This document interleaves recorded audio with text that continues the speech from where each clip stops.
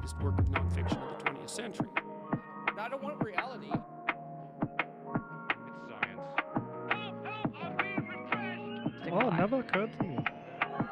Interesting. It's just crazy enough to work. Yeah. Not gonna do it. Wouldn't be prudent at this juncture. And the box is full of Pepe!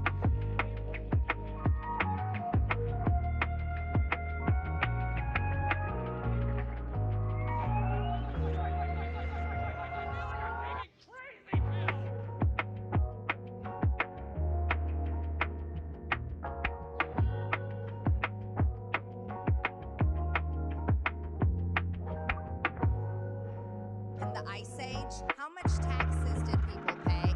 Jesus, I say that. Close it up, just like my wife's vagina.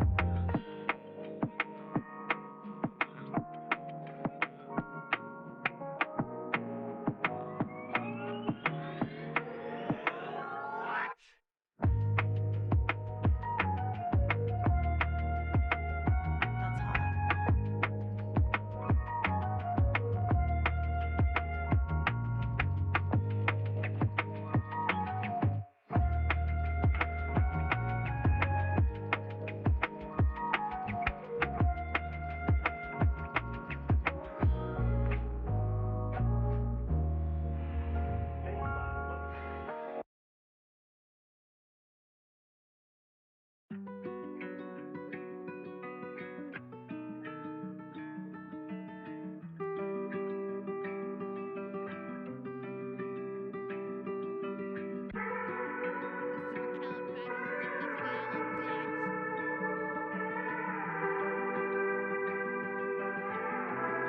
That's too much, man! Don't be creepy.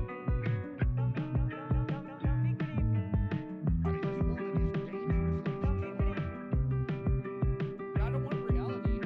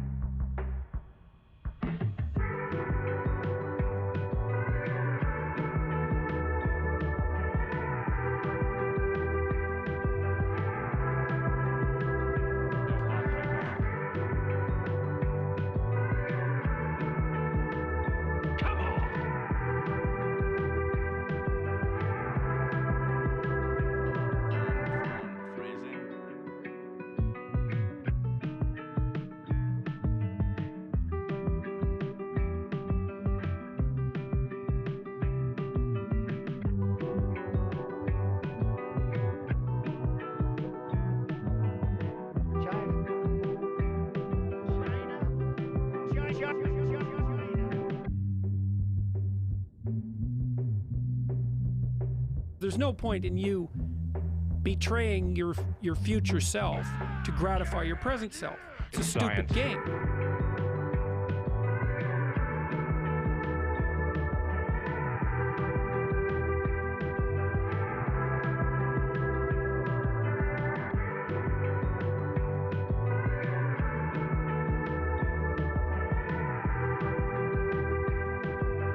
Climate and everything are the same word.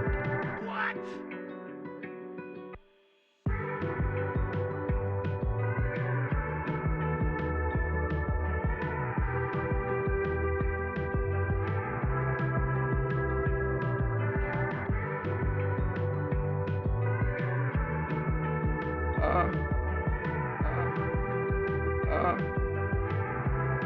Your name, please?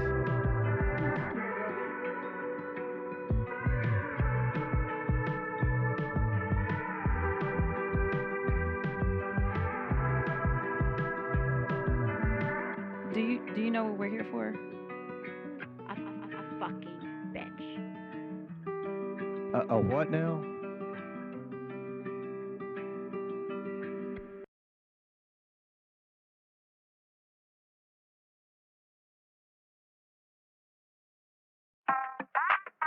It's a bold strategy, Cotton. Let's see if it pays off for him. This is from 12 Rules for Life. Not gonna do it. Wouldn't be prudent at this juncture.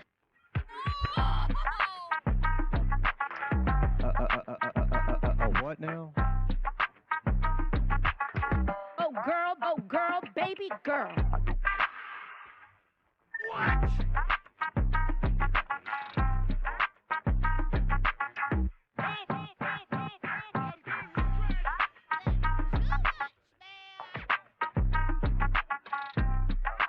I don't want reality.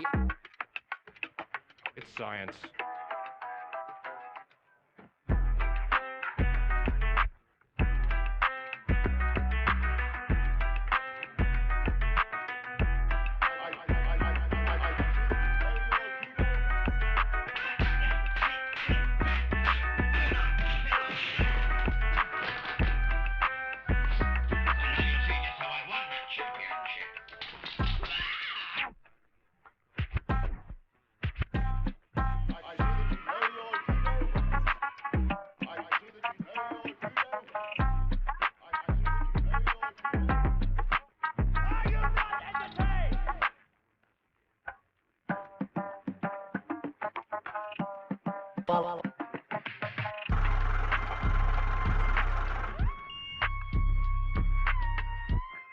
Follow the rich white man.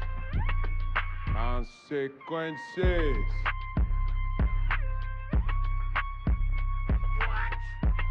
Oh, it never occurred to me. How's enough to work? Yeah.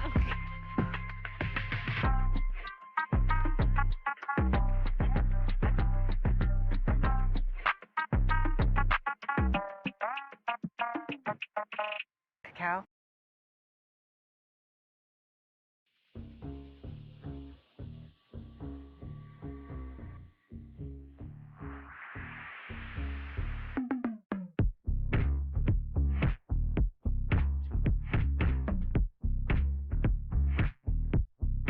Aren't I a good guy?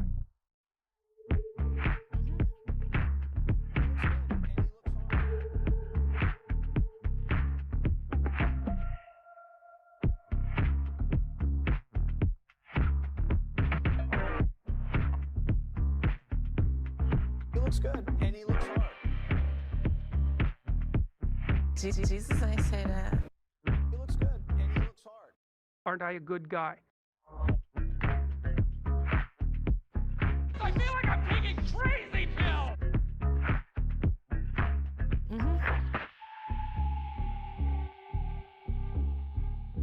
You supercalifragilisticexpialidocious bitch.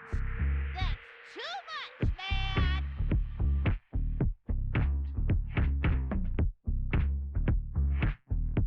It's a great day. For being sad. That's hot.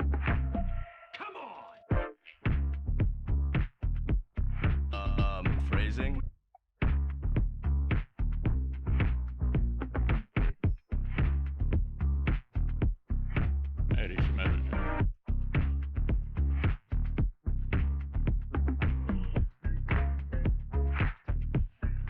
China. I have to have my China. People from China, they love me. I did everything right and they indicted me. Illegal.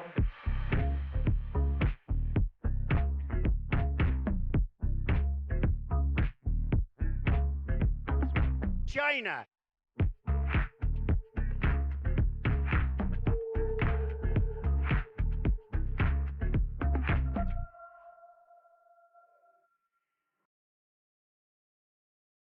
Consequences.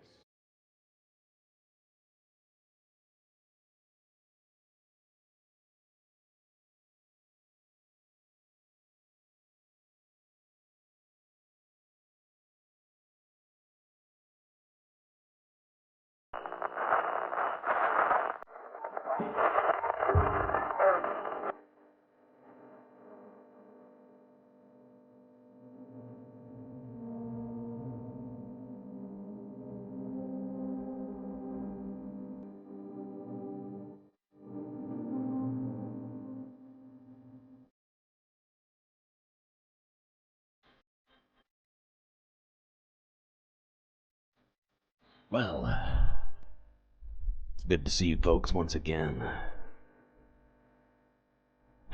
Feels like it's been an entire day since we last saw each other.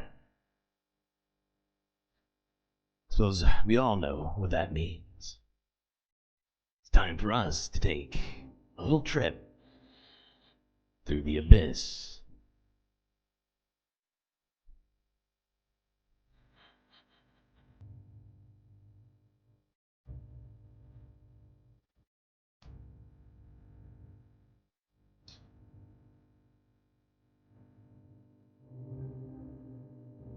Well, today we are going to forego gun violence in America and instead start directly with the verdict, the Trump hush money trial. If you didn't catch our coverage earlier, well, you can get a little bit of it right now.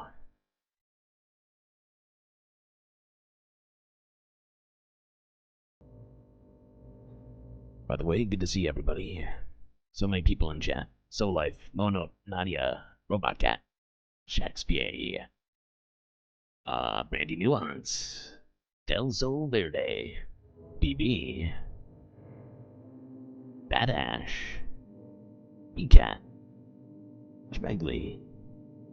So many people. I don't even. My God. I might have missed somebody.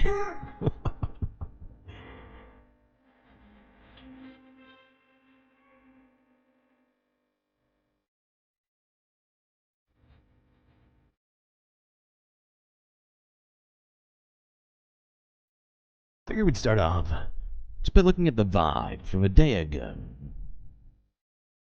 The end of closing arguments. This was the AP outside the courtroom.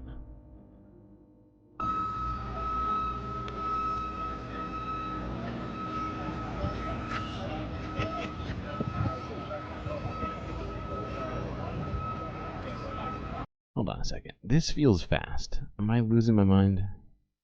I might be losing it, but hold on. Okay, playback speed's normal. This dude's just walking real fast.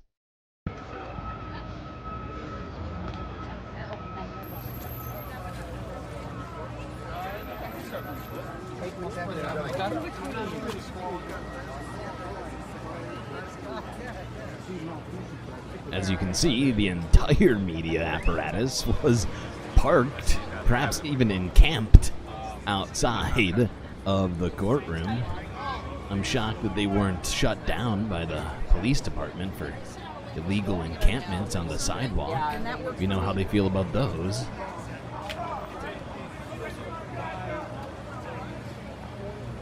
Alright, let's move on. Wow, somebody even had a drone out there taking footage. Wild. Okay. Makes sense. Super necessary. Let's skip. No, we're not gonna start skipping immediately. Let's look at this. This is from yesterday as well. I actually skipped this yesterday because I had so much to do yesterday. Today we have less. So let's look at this, because this was Trump saying before the announcement of the verdict and the aftermath of closing arguments, he said that even Mother Teresa could not beat these charges. Jesus, I say that.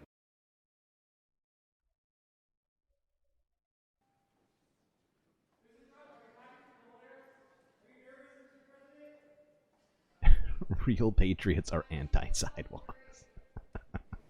In listening to the charges from the judge, that's a good one. As you know, very conflicted and corrupt because of the confliction. Very, very corrupt. Mother Teresa could not beat these charges. These charges are rigged. The whole thing is rigged. The whole country's a mess rigged. Between the borders and federal elections, and you have a trial like this. This judge contributed to Joe Biden. I swear to God, he speaks in sound bites. Like, as the years have progressed, he's gone from full sentences to just snippets, right? It is just like here's an action and a noun and like a qualifier, like an adjective in there maybe. No full sentences anymore, though. It's wild. Anyway, let's continue on to what happened today. This is before the announcement of the verdict outside of the courtroom. Now, according to Forbes here, it was a physical altercation. What it looked like to me was like, well, you'll see. I think it's pretty clear what this is. Here's a video of a Trump supporter, multiple Trump supporters, essentially assaulting and harassing this woman, destroying her property. And you notice she's quite small. And they're just kind of bullying her rudely, unnecessarily, you would say. Using a lot of profanities. Once again, grabbing someone. By the way, there's tons of cops out here outside of the Trump trial. Meanwhile, they're just allowing this to go on, where people protesting Trump are just being assaulted. Get the fuck out. You're a sleazy cunt. No one will touch you. You are safe here. Get the fuck out. That's assault. Knock her down. Knock her down. Get out of here, bitch. You're here. Get out of here. You're a disgrace to the yellow. Ha ha. Ha ha. Yeah, that's assault. Bunch of examples of assault here. Oh, here's the cops. Tell her, oh, no, walk. See, oh, nobody tries to arrest her. Look. Instead, wait. Instead of arresting this woman who's clearly assaulting someone, this cop decides to shove his crotch into the protester's face, who's on the ground. I don't see how that's helpful. Someone should have perhaps pulled out some cuffs. I don't know. Let's watch that again. Tax dollars at work.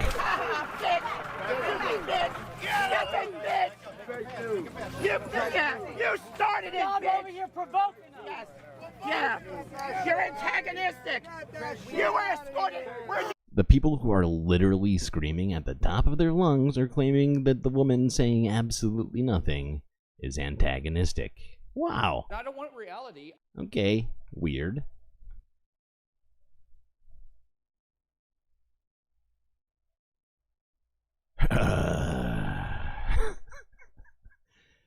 Okay, now let's look to what happened directly after this incident, where Donald Trump was convicted on all 34 counts in his hush money trial. Former President Donald Trump has been convicted in his hush money trial in New York City. This is a really significant moment. It's the first time in history that a former American president has been convicted in a criminal trial of felony charges. This is a moment that's going to matter both legally and politically. Legally, these are 34 felony charges that carry 4 years in prison, although it's not known whether prosecutors are going to seek any prison time or whether the judge is going to impose any prison time. Politically, now, before we let him get too far ahead of all that, let's actually dissect that slightly. Hold on one second.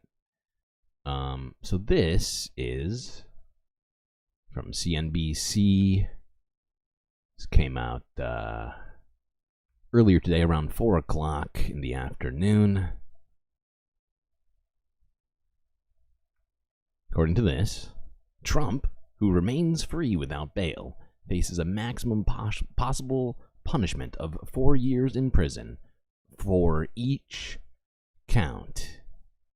Although Merchan is not bound to sentence him to prison time, Trump is certain to appeal the verdict. Now, the rest of that is unimportant. What is important is the middle portion here. 4 years in prison for each count. Now, there's 34 counts multiplied by 4. It comes up to a number quite high, actually, as it turns out. 136 is that number. And so if Trump doesn't get any jail time, I think a lot of stuff starts really coming into question. Like, has anybody ever faced 150 years or so of jail and never received a moment in prison? That would be weird precedent to set, legally speaking. Anyway, let's get back to what these guys are trying to say. Who's this? CNN or something? Look at this CNN. The implications remain to be seen, but there's no question that Trump is going to clearly try to rally his base and to try to get voters and his supporters to believe that this is a case. Oh, that's good. That's good. I like that one. If you unconsensually put your crotch in my face, my reflex is to incapacitate it. And I support you for that. That was my thing though. It's like, why is that the reaction to seeing that in front of you? You're a police officer. You're supposed to uphold the law, right? You're supposed to keep people from breaking the law. You see people attacking a small person, right? A group of people attacking one person, and instead you decide to dive into their face with your crotch. That is not protecting and serving, I gotta say. Political persecution, as he has long maintained, but it's also possible that American voters are going to be turned off by the idea of electing a candidate. Wait, by the way, how many likes do we have right now? I'm not even keeping track. Oh, we're over 10, and I never even gave you a support character. I'm so sorry for that. 2. Oh my god, how are we getting Cisco every time? we have been, I think it's like 3 or 4 streams in a row we've gotten Cisco first. Okay, let's get this going. Who is now a convicted felon. This case has been unfolding for months. It concerns hush money payments the prosecutors say were made to a porn actor who alleged that she had an extramarital sexual encounter with Trump a decade before the 2016 presidential election. And prosecutors say Stormy Dingles. You just called her Stormy Dingles? Wow. Let's look at this next. Okay, this is the one from CNN. That was just AP kind of wrapping it up, trying to get us into this here real quick. According to CNN, let's go to Kara Scannell right now. Trump's, quote unquote, his face was red. Reporter describes Trump in court as verdict was read. Just came so from inside the courtroom of this incredibly historic day. Kara? Hey, Jake, yeah, so, we thought that this was ending at the end of the day without a verdict, and then the judge came back on the bench. After saying he was going to excuse the jury, he returned at 4:36 saying the jury had another note. It was time-stamped at 4:20. They had a verdict, and they needed an extra 30 minutes. The mood changed entirely inside the courtroom. Trump had been laughing with his lawyer, Todd Blanche. They had been talking a lot. He was smiling. It appeared they thought that this day was ending without a verdict. And then after the judge had read that note, everything changed. He became very still. He had his arms folded across his chest. It became a much different situation inside that courtroom.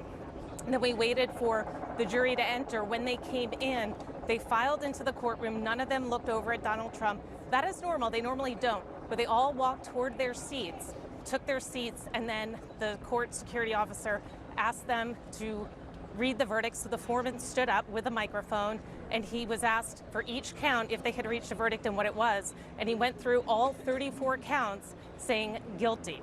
Then after that, the court security officer asked them if this was a unanimous verdict by all the jurors. They answered audibly in the courtroom saying that yes, it was. The judge asked if any of the parties wanted this individually polled. Todd Blanche, Trump's lawyer, said he did want the jury. He does look really bummed, doesn't he? Just like, I did everything right and they indicted me. Individually polled, so they went through each juror, each of the 12 jurors, one by one, and they each confirmed that their verdict on all 34 counts was guilty. Then the judge had thanked the jury for their service. He excused them and said, I just realized I'm on Top Chat. This is unacceptable. Why am I on Top Chat? That's the question I have to ask myself right now. There we go. Okay, actually, hold on. I think there's another part in this I wanted to watch, but this beginning part, really not important. We know what's happening. He could go to prison for 130 years. Granted, he's not going to live another 130 years. He's not a biblical character, although is selling Bibles, supposedly. Where was it in this one? Maybe it wasn't. All right, let's move on to this next one. Yes, this is from PBS NewsHour from 4 hours ago. How the Biden campaign and Republicans are reacting to Trump's guilty verdict. Man, Trump's just having a terrible day today, isn't he? We are, of course, watching this historic verdict against the backdrop of the current presidential election. Joining us now are our politics team. That's Lisa Desjardins, who covers the Trump campaign, and Laura Barone-Lopez, who covers the White House and the Biden campaign. Great to see you both. Thank you for being here. Lisa, kick us off here. We can't put capitalists in jail, otherwise they won't create jobs to trickle down their money. Wow, that's an interesting analysis. You know, we recently talked about Donald Trump's capitalist problems. Hold on, let me check where it's at right now. Hold on, let me do a check. How's it been doing in the supposed after? Oh god, yeah, okay. So yeah, he overnight after Trump's verdict was announced in this trial, his stock lost nearly 10% of its value very quickly. I'm sorry, that's a tangent. Okay, let's get back to this. President Trump's immediate reaction earlier in the show. You've been talking to your Republican sources. What are you hearing? Well, the Trump campaign and Republicans are using a single word over and over again right now. They're saying shameful. I'm going to point to the statement by House Speaker Mike Johnson, who is the top elected Republican in the United States right now. He wrote, "Today is a shameful day in American history. This was a pure..." Oh God! I mean, technically, it is, right? But also, it's a great day in American history. You know, it's reminding us of a shameful part of our history in a way. But I don't think me and Mike Johnson are on the same page with this one. A political exercise, not a legal one. The weaponization, as he calls it, of our justice system has been a hallmark of the Biden administration. So obviously, the weaponization of the justice. These guys are wild. What he means is actually trying to do actual law. That's the weaponization of it. It's just doing its normal job. They have the first president ever convicted of felonies. They're going to say this was wrong, and they're trying to put the blame back on the Biden administration. But when you go a little deeper and talk to other Republicans, some who opposed former President Trump, like Asa Hutchinson, the former governor of Arkansas, I spoke to him a while ago, and he said, no, this speaks to confidence in the justice system. He told me that this is a very serious moment, and he felt like this was a very serious decision. He said he's not sure if this will make a difference in the campaign. It is, however... Those earrings are insane. I don't know if those are real, but holy shit. And they just peeked out right there. It's like, oh my god, I'm blinded. Okay, I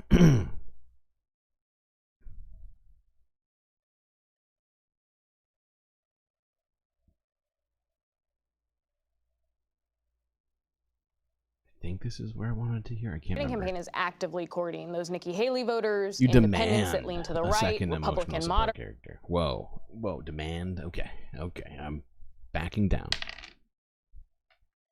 4. What is a 4? That's a Jessica. That's a Jessica.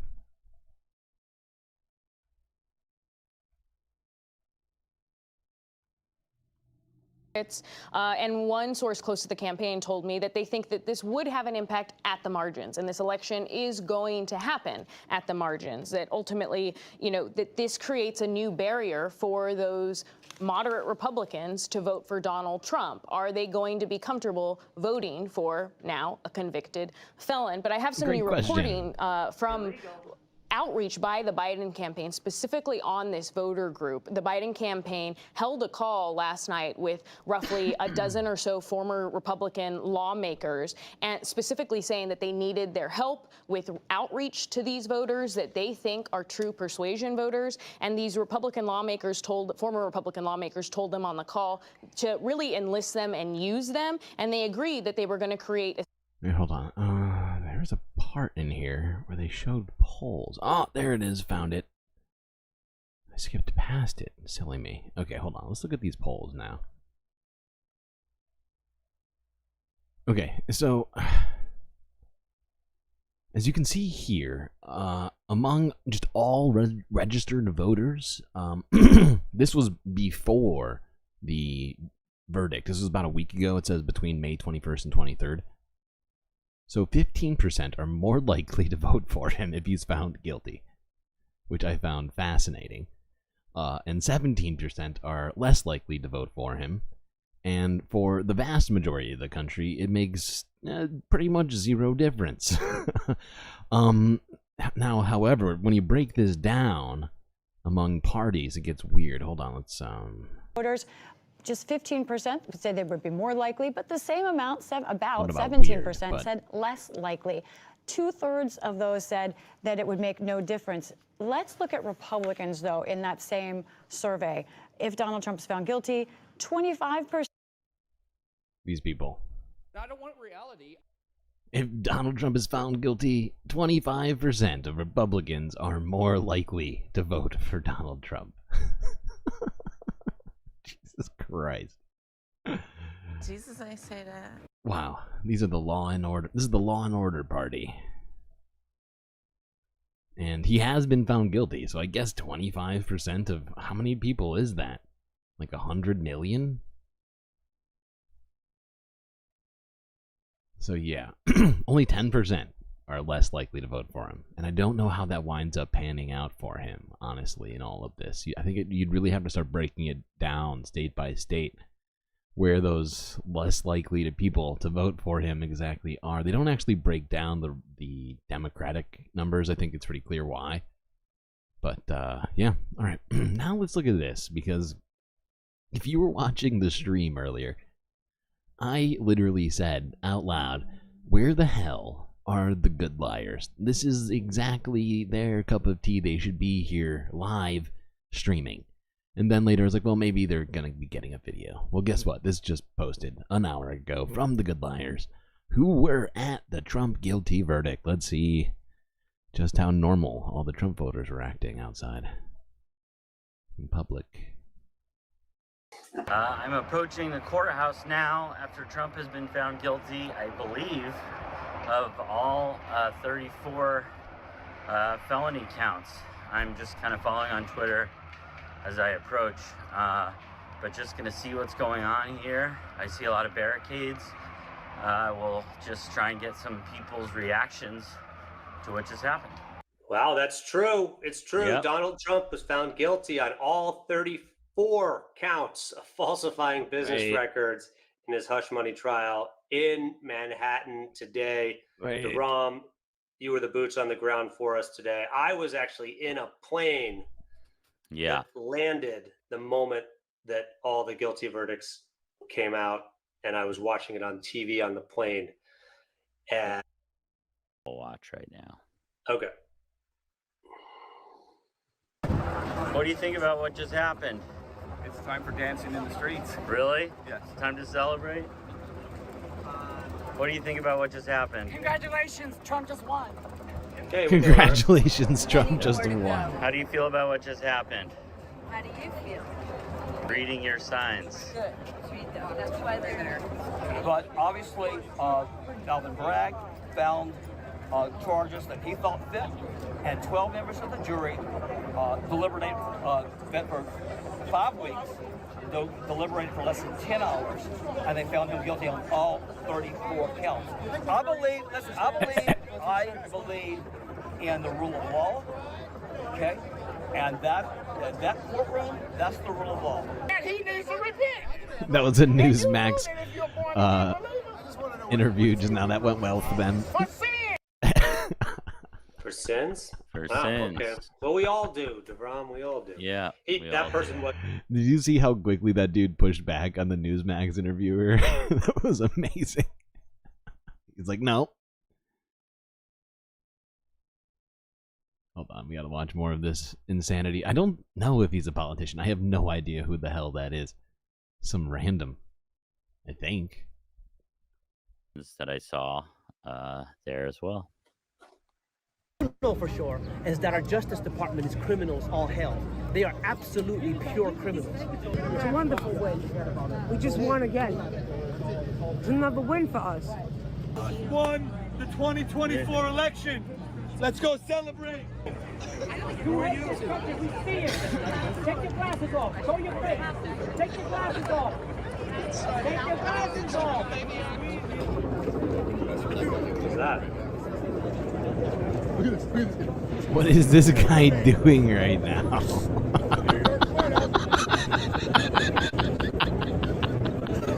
This is totally normal.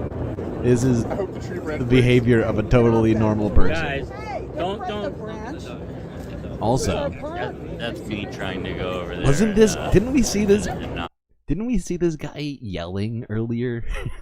Didn't I actually say the same thing about this dude before? He is everywhere in this goddamn trial. If he's not banking on social media with these absolutely just priceless antics, I mean, good God. I'm clearly not doing enough over here. Let him hurt himself. Please put me in the cell with them. Put me in the cell. Put me in the cell with them. Put me in the cell with them. Did Why you does it for say a second there? I could Brazzers hear at it the in your bottom voice. right? You were like, Wait, what? Where does it say that? Am I losing my goddamn mind? Where does it say that? I don't see that anywhere. Are you making this up right now? You made me look. You really did. You made me look too. I was like, what the fuck? Put me in the cell with them. Put me in the cell with them. Did I you didn't for read. a I second didn't there? read it I now. could hear it in your voice. You were like, Well, it it was a different. You know, I wasn't reading all of the chat. I just read part of it. That's my fault. Oh, this guy looks super normal. Let's see what he's doing. Place we have been for a long time. I wonder when the stress dies down. I don't know that it just ever does. It's going to be one thing to the it's next. over. It's over. Um, So what else you got? but- What else you got? You were there. You were there. You were walking Yeah. along. Somebody tried to off themselves. Somebody tried to. Does off that as a count as performance offing art. yourself? Right. There. This guy was really wanting a lot of camera attention. It's a disgrace. Mr. Trump loves this city. my He's a native God. New Yorker. He doesn't hate this city. He doesn't hate this country. The people that did this hate him. The DA brags. He's a racist. It's messing up. It's messing up our. It's messing up our democracy. It's messing up the Constitution. You don't respect the Constitution. Are you worried? Wait, isn't the Constitution a law, technically? Like the first law, right? But Trump violated a law. Contrary to the Constitution. I'm very confused. About the Constitution in terms of things like January 6th? No. Weird. Okay. So, yeah, Just that like guy the peaceful transfer of power was not. was not on his No. mind. No. Well, No. Okay.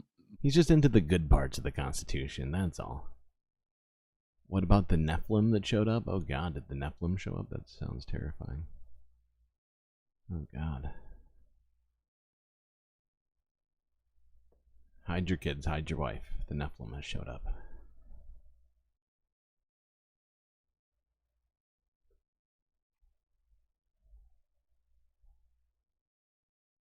Okay. I think I think that's all of it. The rest of them talking. Oh wait. Got ahead of myself. There we go. Gotta say, overall, a little bit boring here at the Trump verdict. Just a lot of media, a lot of people walking around, milling around. I guess just taking it all in, but in true Trump fashion, just a little boring. That's so sad. Hit the nail right on the head there. I'm still stoked on it. I mean, you know, I guess we really have to wait for the full excitement for God dang it. For July 11th, which is when the actual verdict will be, well, not the actual verdict, sorry, the actual sentence will be decided by the judge. some people have supposedly already put it down on their calendars. I found that funny. Okay, now let's look at this real quick. Because here's the thing that I've noticed recently. The only speeches that I think I've seen Joe Biden or Kamala Harris do have been at commencements, and essentially commencements are what? They're captive audiences, right? Nobody's coming there specifically for them. They're there to see their kid graduate or to actually graduate. You know what I'm saying? I think was it a few days ago, Joe Biden gave a speech at what's the military academy in West? I think it was West Point. I think he went to West Point and did a speech there. Now this is at the U.S. Air Force Academy, where Kamala Harris is addressing graduates there. And it's just interesting the captive audience that they need at this point for all of this. Because, Good morning. you know, since they decide to continue with just atrocious foreign policy, which many people object to, right? Like, they're trying to avoid any places where they might get pushback from protesters or anything like that. I just find it a little telling that they're having to go to military academies and, you know, religious colleges to get a crowd to even be there. It's just a little weird.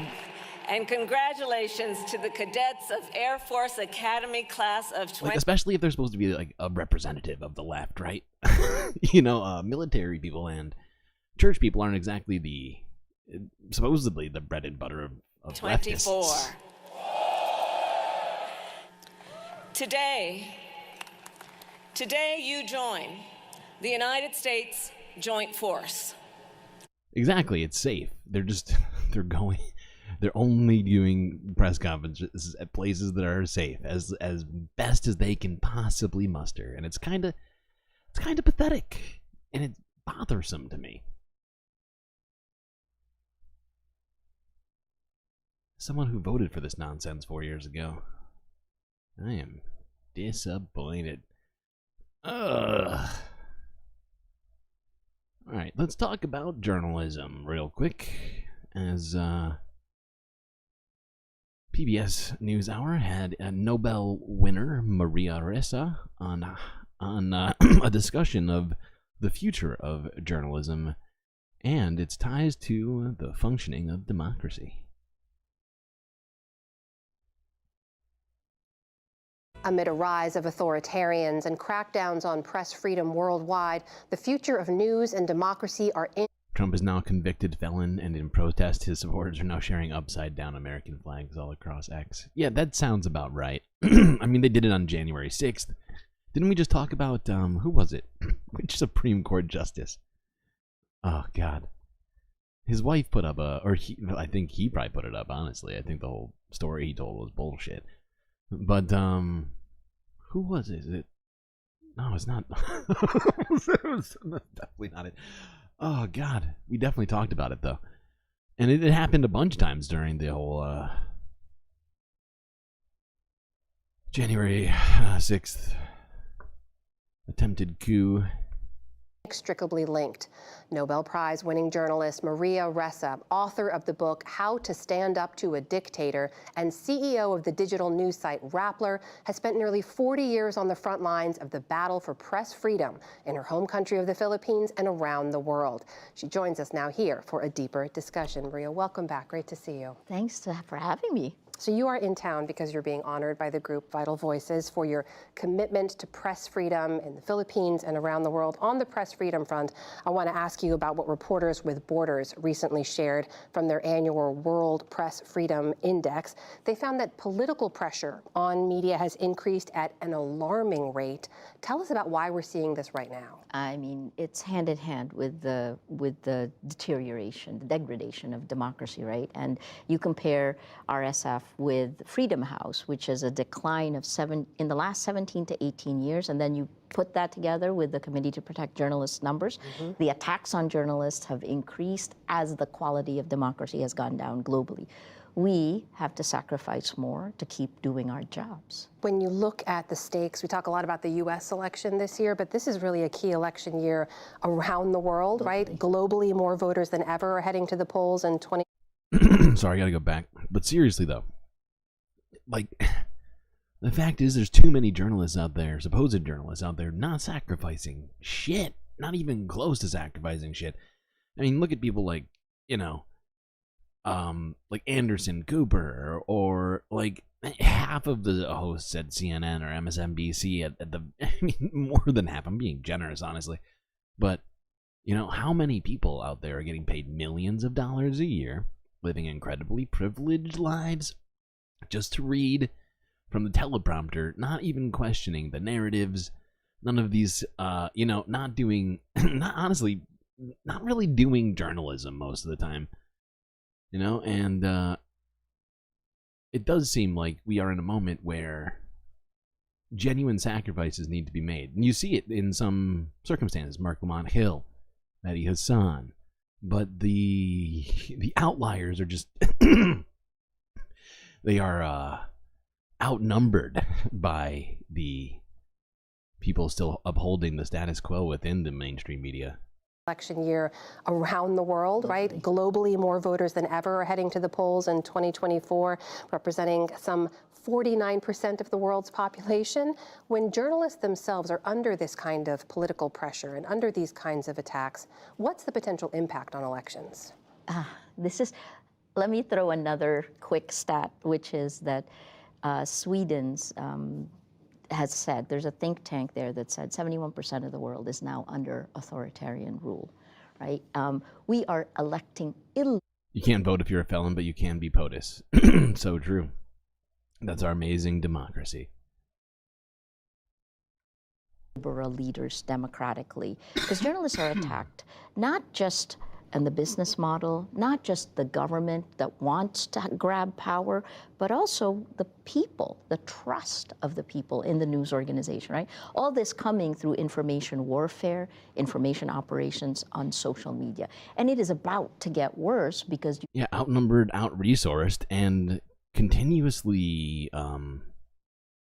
what's the word? Punished for doing so, right? I mean, the two examples I came up with were two people who lost their jobs because of speaking out on Palestine, right? Now have generative AI coming in, so you're going to get industrial grade propaganda coming at you, and you won't be able to tell the difference from fact and fiction. On that tech front, because you focus a lot there on the intersection between big tech and journalism, you wrote recently, and you said, what's clear is that journalism won't survive if we don't build our own tech. What should journalists be doing now that we're not? So look, essentially democratic governments, including the United States, have outsourced technology for the public sphere to private companies driven by profit. And this business model, surveillance capitalism, Shoshana Zuboff wrote about it. That book didn't come out till 2019. We didn't even know. Our data is being collected, we're being cloned, and micro-targeted. It's a different business model from a news organization, right? You're not going to see the personalization of your reality. But the difference with that, though, is, you know, if you have 100 people and they have their own... That's something that I hadn't even considered, and that is, man, that is pretty wild. I guess it would make a ton of sense that it would be worth a lot of money to be able to influence someone in media, journalists in particular, you know, like aggregators of information, and with a particular narrative of videos in their feeds or whatever else, right? And in their search results or whatever. Yeah, micro-targeting in that manner really kind of creeps me out. Granted, it actually mostly creeps me out all the time. Oh, God. Okay, let's see. What's next? What's next?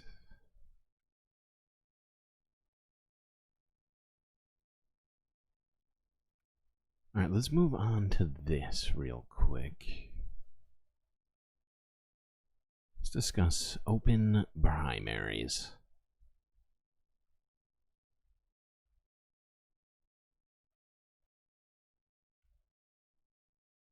A major factor in the increasing partisanship we've seen in recent years is how the parties select their candidates. Alaska has lately been trying something different, which is already showing results, while facing some resistance. Judy Woodruff traveled there as part of her ongoing series about divisions in the country, America at a Crossroads. Alaska is a state like no other.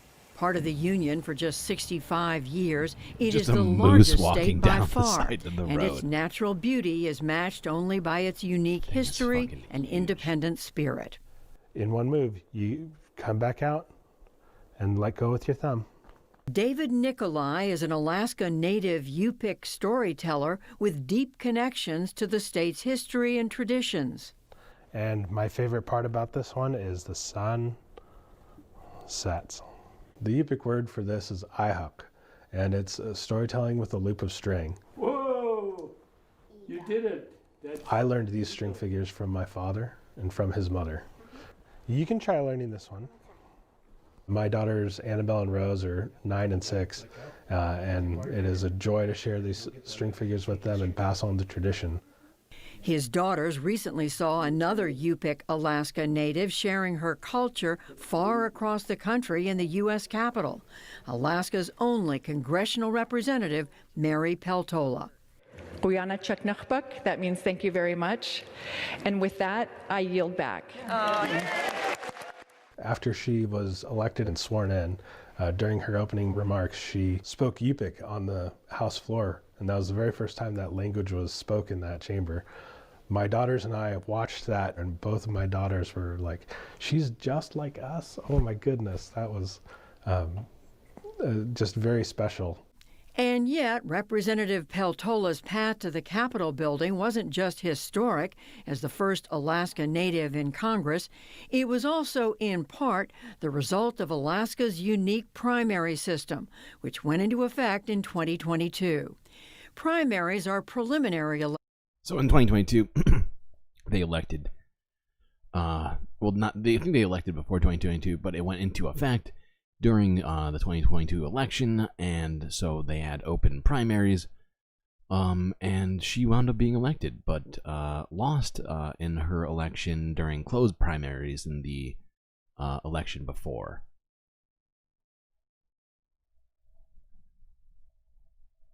I would say that sounds like open. I mean, honestly, everything I've heard about open primaries sounds good.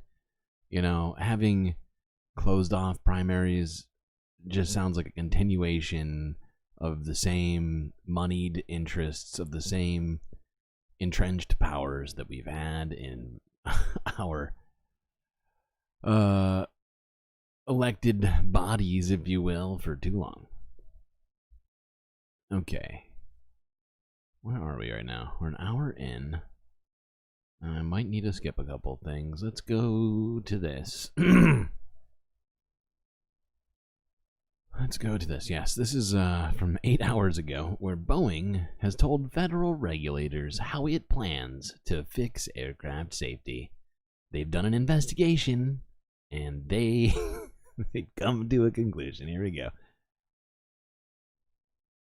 Seatbelt signs fastened. I mean, fasten seatbelt sign is on.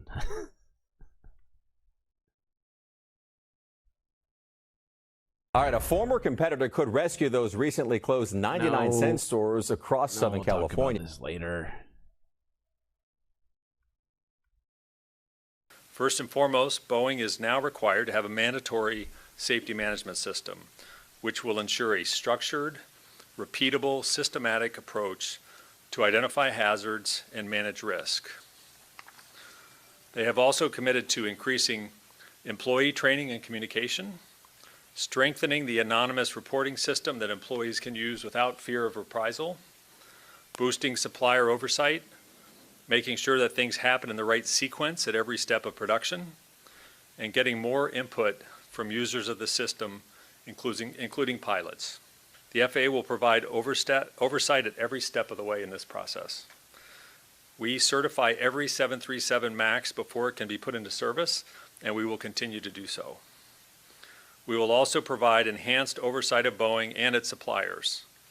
Practically speaking, this means more safety inspectors in the Boeing and Spirit facilities, more feedback from company employees to gauge the effectiveness of change, additional inspections at critical points of the production process, and monitoring metrics to identify money. So yeah, actually, this guy, I thought that this dude was from Boeing, but I'm pretty sure this guy's from, this guy's from the FAA. So apparently, this must have been some sort of a joint agreement between FAA and Boeing. It's a little convoluted. When I first listened to this, I thought that it was a representative from Boeing telling everybody how they were going to fix things. Apparently, I can't tell whether or not the FAA is forcing them into do it. It's a little lost on me, honestly. But it sounds like they're going to at least be attempting to be more safe. I would have loved to hear that they're going to stop spending money on stock buybacks and instead focus it on safety and on innovation, but no, that's not the plan.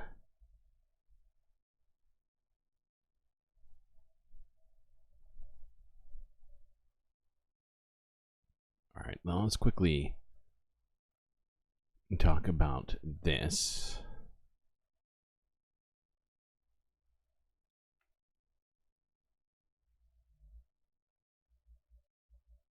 This is from 8 hours ago, where apparently details on an alleged Ticketmaster customer data hack have come out,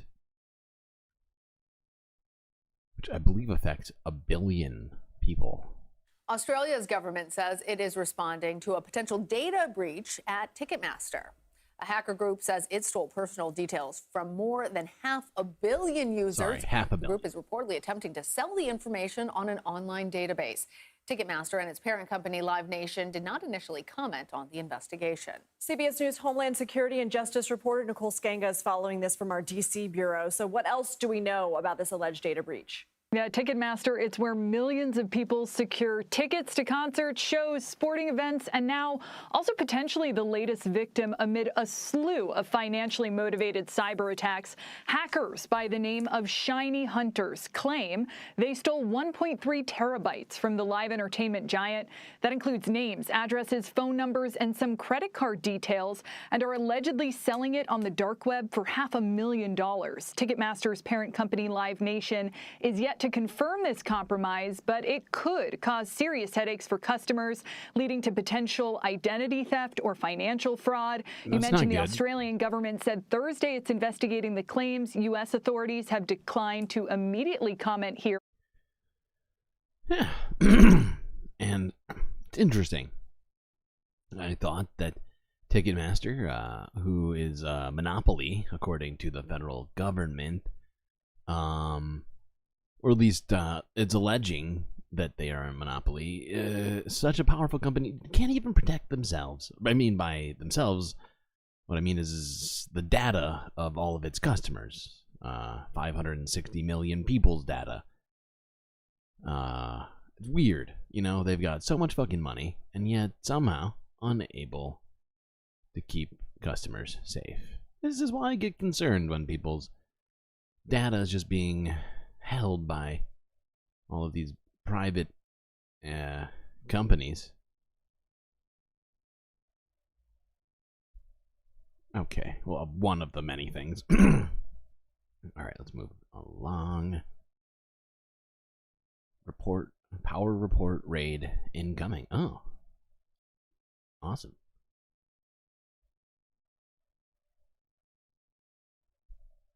Okay, what is next? All right, let's skip past that. Quickly talk about AI here.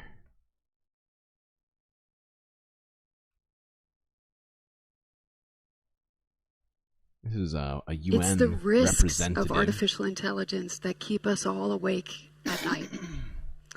So much has been said about AI governance in the media, in academic circles, from startups to tech giants, from local governments all the way to the United Nations, which recently adopted a historic resolution that recognized AI's potential to advance the SDGs. But ladies and gentlemen, at the heart of all of this is a conundrum. How do we govern a technology? How do we govern technologies if we don't yet know their full potential? Right now, the power... And by the way, SDG, if you're not aware, is what is it? Sustainably Developed Group? I always forget what SDG actually stands for, but it has something to do with environmental sustainability. And speaking of environmental sustainability, this is the part of AI that keeps me awake at night, mostly. One of them, at least. This is from a couple weeks ago. We've actually looked at this once before, but we're going to look at it again. Because this 2 minutes is pretty alarming, honestly. One ChatGPT request, that's the equivalent of pouring out a bottle of water and powering a light bulb for 15 minutes. Okay, I just want to talk about that statistic, right? It's the equivalent of one ChatGPT search is equivalent to pouring out a bottle of water and 15 minutes. A bottle of water and powering a light bulb for 15 minutes, right? Now, as you may see, if you extrapolate this over all of humanity, right? Things get wildly out of control very quickly, right? Say 1/8 of humanity starts using ChatGPT or any other sort of AI, right? And how? Yeah, it's because of the servers. It's because of the servers. They're water cooled, right? They're fresh water cooled. They produce a ton of heat, which it winds up heating the water, which turns into steam, right? And then all the electricity that's going into keeping those servers online, right, and running all the time. And so we're talking about if, say, 1 billion people were to all be using ChatGPT, that'd be 1 billion bottles of water and 15 billion minutes of having a light on. Light bulb for 15 minutes. A lot of people think of the internet as just being in the cloud. Really, it is taking up this huge space of these gigantic computers, which are data centers. In Northern Virginia, we have over 300 data centers. There's around 100 million square feet. And they use a lot of energy. Artificial intelligence requires servers to run much hotter. Water cooling will be necessary. So where will that water come from? One ChatGPT request, for example, that's the equivalent of pouring out a bottle of water and powering a light bulb for 15 minutes. If you multiply that times billions of requests, you can start to see the cumulative impacts. AI is driving the need for additional power to meet this demand at an unsustainable rate. Scale of the energy This is why. Is 2030. This is why you ask questions when people say the U.S. budget should be on the blockchain. Yeah, no kidding. This is why I have questions when people say we should let the blockchain exist. Like, all of that is just an unnecessary creation. Put water itself. Oh, that's innovative. Now, if we can put water on the blockchain itself, decentralize it, right? Oh, man. Oh, wow. Just crack this wide open. 40 times more per square foot than anything else that I'm familiar with. Diesel generators are the backup power for AI applications or any data center application. More fossil fuel emitting infrastructure that historically and currently impacts low-income communities and people of color. Okay. Now, if you weren't getting the hint with the direction I'm going here, well, it's time to start talking about ecological and environmental related stuff. Let's look at this from 4 hours ago. We actually talked about this 2 days ago on the other side of the country, and I'm really glad to hear this happening in multiple states now, where Washington state school districts, 16 of them actually, have just received $24 million to invest in clean buses. Cleaner school buses are coming to nearly 530 school districts across the United States, including 16 districts here in Washington state. The Biden-Harris administration announced it's giving recipients $900 million to purchase them. It's a part of the president's Investing in America agenda. Older diesel-fueled buses have been linked to... Now, we need way more money than this. I'm just going to point this out, right? Like, I am very much stoked about the fact that the federal government is getting involved in doing this right now. But we need, I don't know, we need like 500. We need to basically take out 66% of the federal budget, and well, not the federal budget, but like of the military budget, and put it all towards clean energy for everyone, right? And towards making our system less dependent on cars and all of that just in general.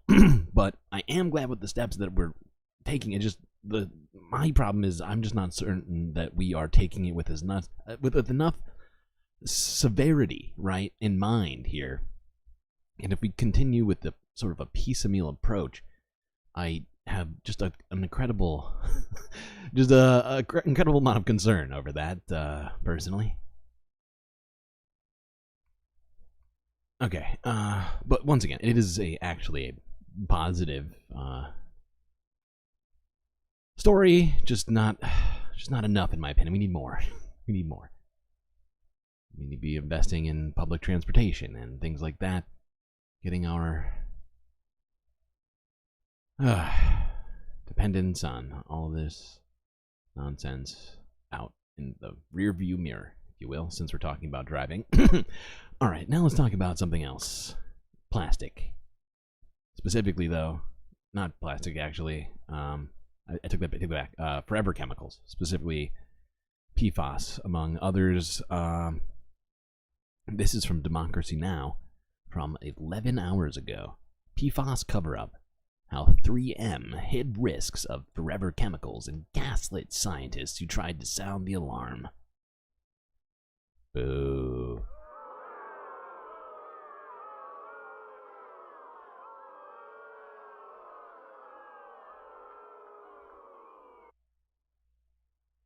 This news is funded by viewers like you. Please support our work at democracynow.org/give. This is Democracy Now!, democracynow.org. I'm Amy Goodman with Nermeen Sheikh. We look now at so-called forever chemicals used in everything from non-stick pans to food packaging. They accumulate in the human body and environment and have been found in the blood of almost every person in the United States. They are also toxic and have been linked to serious health effects. The danger of forever chemicals, commonly called PFAS, has been known for decades, but it wasn't until just last month that the Environmental Protection Agency set a drinking water standard to reduce exposure in tap water. Now a new report tells the story of a scientist who worked for the manufacturer 3M, which uses PFAS in many of its products like Scotchgard. For more, we're joined by ProPublica's Sharon Lerner. Her new joint report with The New Yorker is headlined, How 3M Discovered and Concealed the Dangers of Forever Chemicals. The company found its own toxic compounds in human blood and kept selling them. Welcome back. It's horrifying. It is fucking horrifying. How many examples do we need of this to to figure out that companies only are worried about themselves? Democracy Now!, Sharon. I mean, this is just an amazing story that almost everyone on Earth has these toxic chemicals in them. Can you tell us the story of the former 3M chemist, Chris Hansen, and what you discovered through your conversations with her, though you've been covering this issue for a decade? Yes. Thank you for having me on. I have been covering this issue for quite some time, since 2015. And so I was aware that 3M, some scientists at 3M had been aware that PFAS, which is one of these the larger classes called PFAS, or forever chemicals.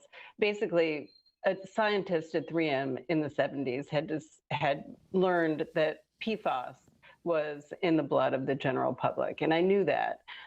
And some others knew that from court documents that came out a few years ago. And I had written about that a while back. What this piece does is kind of dig into how this giant company had kept this secret for decades. And it's something I'd wondered about for, since I began reporting on this. How do you keep something like that, away from the public? When corporations became people, you knew the paradigm was shifting. Yeah.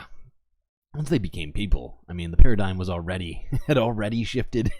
And that was really the finalization of it. Now it's completely become the fully, what do you call it, like a ubiquitous takeover. And I had tried to speak with people inside the company and to, with no luck for many years. And then a scientist named Chris Hansen reached out to me and told me that she had been working in the environmental lab in the 1990s at 3M. And that she had been asked to look at blood samples from the general public and see what was in it. And she had discovered PFAS. And of course, in telling me this story, Before we actually find out what happens, this is another great example of self-investigation. I'm sure this will go well. Wait a minute. Of course, it all became clear that 3M had kept this information from its scientists as well. And so she told me the story of discovering this.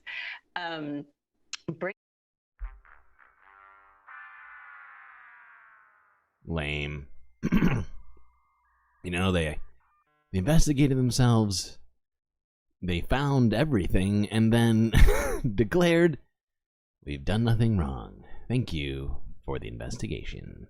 Her findings to her bosses and being essentially gaslit, being told, you must be wrong and your science, it seems flawed and there are problems with the machinery and that kind of thing. Science. And then she eventually discovers. I'd point out that the boards of multinational companies are never the sort of people that we should be relying on for determining scientific relevance or quality.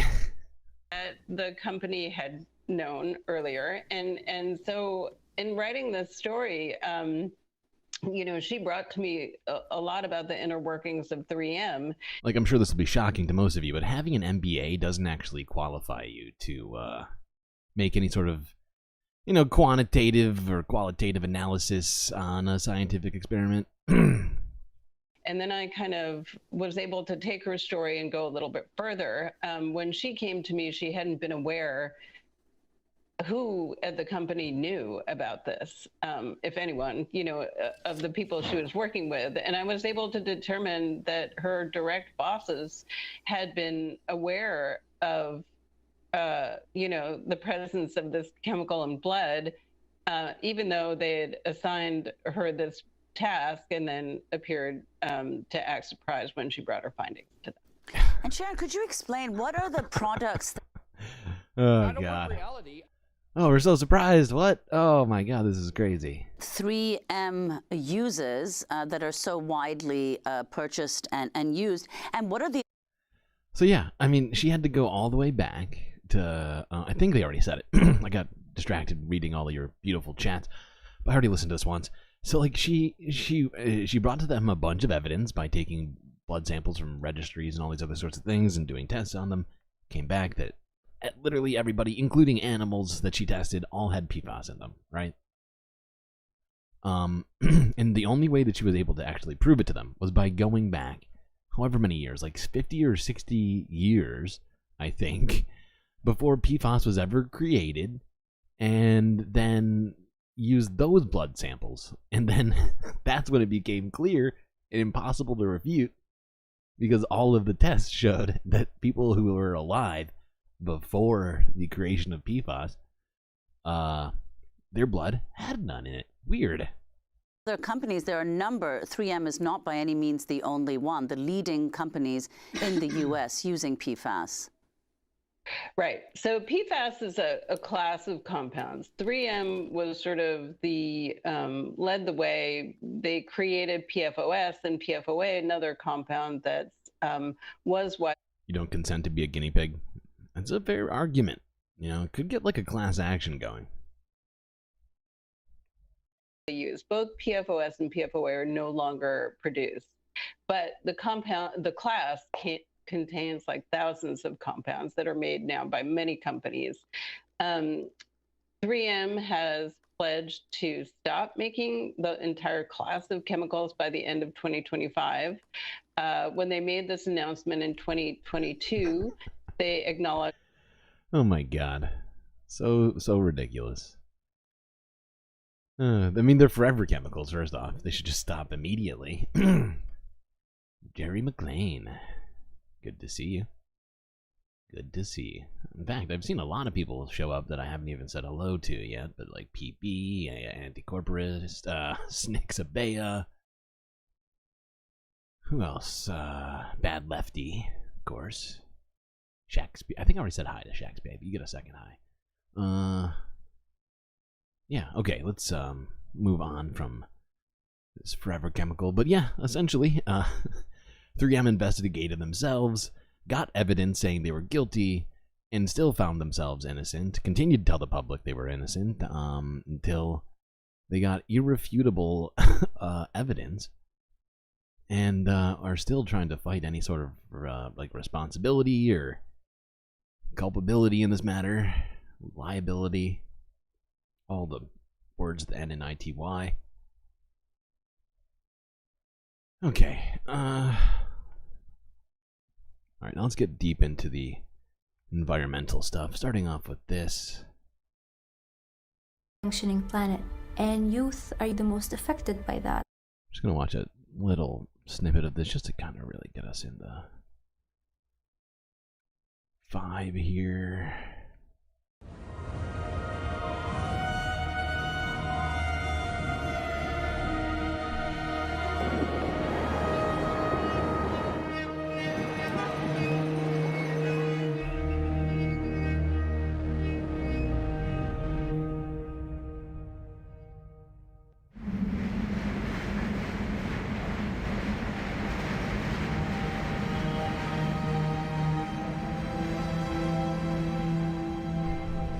We can and we will deal with climate change.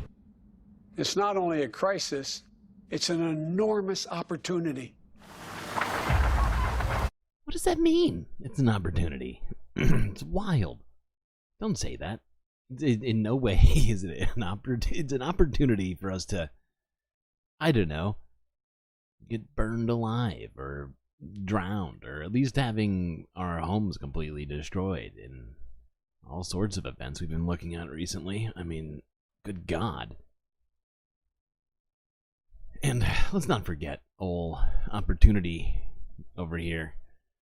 He saw the business opportunity in all. The beginning of his presidency, he elected to approve a historical number of new oil and gas drilling.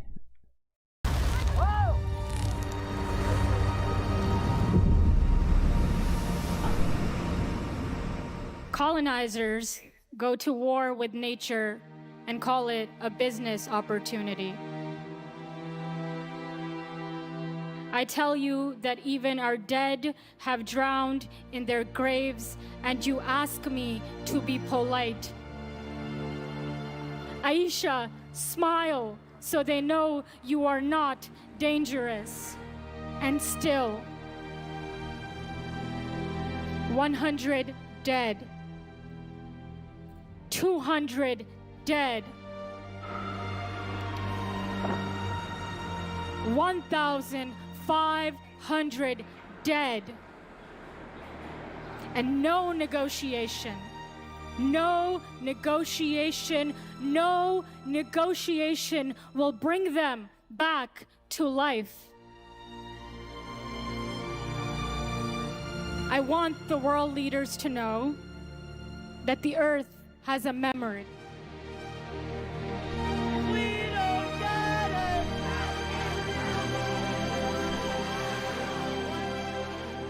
You cannot negotiate with nature.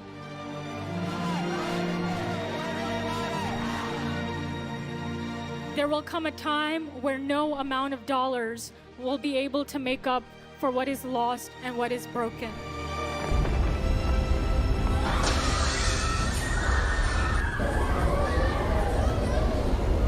We are in a critical time in history, and we don't have much left. Thank you.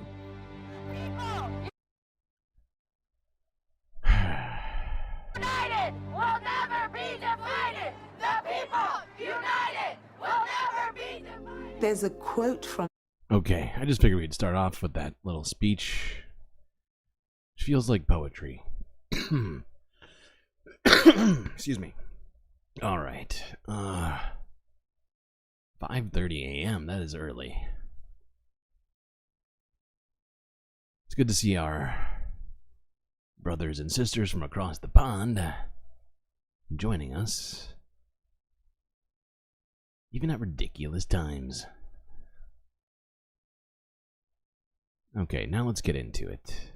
Or late, early or late. Yeah, you're right. It could be either one.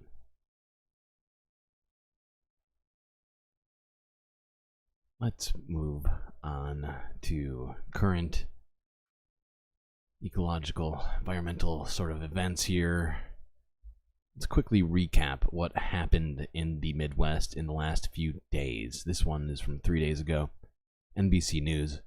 62 million people at risk of severe weather after deadly weekend storms. Now, the Midwest has been getting absolutely pummeled during this tornado season.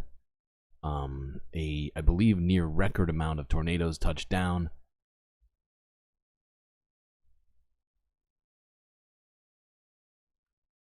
We begin tonight with the severe storms slamming the East Coast, just as millions of Americans are returning home from their holiday travels. More than 60 reported tornadoes ripping across the central U.S. this weekend alone. Major damage from Texas to Arkansas to Kentucky. The death toll rising to at least 23. And tonight, we're tracking the threat as it moves east. 62 million people under severe risk from Texas all the way to New York. Severe thunderstorm watches are in effect for major cities, including Philly and New York City, and tornado watches in the mid-Atlantic, including for Washington, D.C. We'll check in on travel in just a moment, but first we start off with Priscilla Thompson in the storm zone in Texas. We're in it, we're in it. Oh, there it is. Jesus. Go, go, go. Tonight, the vicious storms that battered the heartland, barreling east, drenching New York City and parts of the coast. After tearing a cross-country path of destruction. Oh, it's terrible, terrible, terrible. You won't never be the same. More than 20 people have died in Memorial Day weekend storms after upwards of 60 reported tornadoes across a dozen states. When it hit the floors, you could just feel the floors just wave Cali up and down. In Kentucky, this massive twister touched down in Eddyville. The damage in 62 million under threat. Yeah, that's a huge number. That's a fifth of the country. by Dawson Springs, where a tornado seemingly cut clear across town, shredding entire homes. What if the tornado took out the Supreme Court? I think that I don't think that'll keep them from doing what they... I get where your head's at. I just don't think that that's going to do what you think. Park is there. The dangerous storms blew in overnight, catching many people off guard, including one couple in their 90s. We're told they were on this bed as the extreme winds tore their house apart. Incredibly, they survived. In hard-hit Arkansas, streets littered. Now, I mean, if they happened to be in there, didn't get... Let's not hypothetical. With debris, winds so powerful, they ripped off the front of this dollar store. Here in Valley View, Texas, officials now say 125 people were trapped in this rubble after the gas station they were sheltering in crumbled. It felt like I was living in a nightmare. I think PB may have been assuming that some of the justices might be there. Them Elizabeth Hernandez, who filmed this terrifying video. What was the scariest moment? When it actually hit and we could feel the wind of it. Like it felt like we were outside. I was just waiting for us to be either lifted up or something to smash on us. Less than she's lucky to have survived that. I mean, just, you know, considering how close they were. Alright, let's look at this. This is from 2 days ago. Widespread devastation after wave of tornadoes and other severe weather. Tonight, Texas in the bullseye again, with flash floods stunning drivers in Dallas and lightning potentially setting a suburban church and maybe if the tornado would just take the Supreme Court justices from Kansas to, what's it called? Why did my brain just break? Like the Emerald City or whatever. I can't think of the name of the goddamn movie, The Wizard of Oz, but wherever that magical place is that they took Toto and what's her face? Homes on fire, say authorities. Heavy rain and winds flipping semis, mangling metal buildings, and authorities say killing one person. Hail piercing the roof of this Walmart. And at DFW, incredible video of nearly 80-mile-per-hour gusts appearing to push a plane from its gate. God. American Airlines saying there were no injuries, and its maintenance team is conducting thorough inspections. Hundreds of flights canceled. Today, more than 1 million Texas customers without power. All of it capping a harrowing holiday weekend with more than 60 tornadoes reported across 14 states, including Kentucky, where Clara Rice's worst nightmare repeated itself. 1 million people just in Texas without power. I'll bet more than 1% of the United States is completely without power just from this one storm. This is not the first tornado that you've been through. No, ma'am. The mother and grandmother became famous back in 2021 when a tornado destroyed her home and sent her bathtub flying, her 2 baby grandsons inside, clutching her Bible. I had no clue at all where these babies was. Here, we need help. We got somebody. Racist? I missed whatever. You think the tornado is racist? Could be. Could be a racist tornado. I'm not sure if that's what you were referring to. I'm just guessing. I was also reading chat at the same time. I've already watched this. All right. It's gonna get hot. So hot right now. Okay. Let's look at this. This is from a day ago. We actually watched this, but let's watch this again because the figures in this are pretty astounding. U.S. storm season was astounding, according to experts.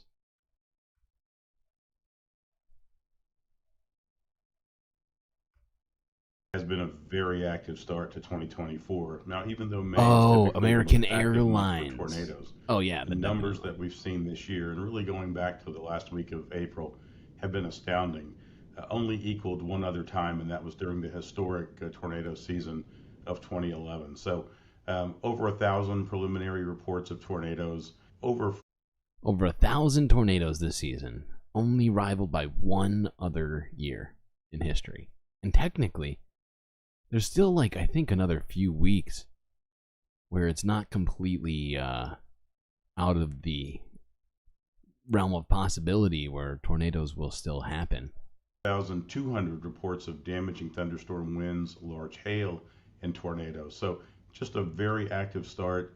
And while it does show some signs of slowing down just a bit, we're still, unfortunately, in the heart of severe weather season. One of the key ingredients for any thunderstorm to form is that when an air parcel near the ground lifts, if it's warmer than the surrounding air, it will continue to rise. That, in a general sense, is what instability is. Now, when moisture condenses, it contributes to that process. But in general, the more unstable the atmosphere is, the stronger the updrafts can be, and the more intense You've the seen so much storm wild-looking will stuff. be. We did not have many cold fronts during the winter penetrate into the Gulf of Mexico, and so for that reason, among others, the Gulf of Mexico is quite warm, well above average. And so we have a great number of Nightbot commands here in space. Okay, let's see. All right, now let's look at this. Because while hurricane season is coming to a close, tomorrow is the last day of, well, not the last day, but tomorrow is basically the peak of tornado season, right? Where the most high-powered tornadoes have been recorded in this week that we are currently in, going until Saturday. But on Sunday, June 1st, I think, hurricane season is going to officially start in the Atlantic. So, let's discuss that a little bit.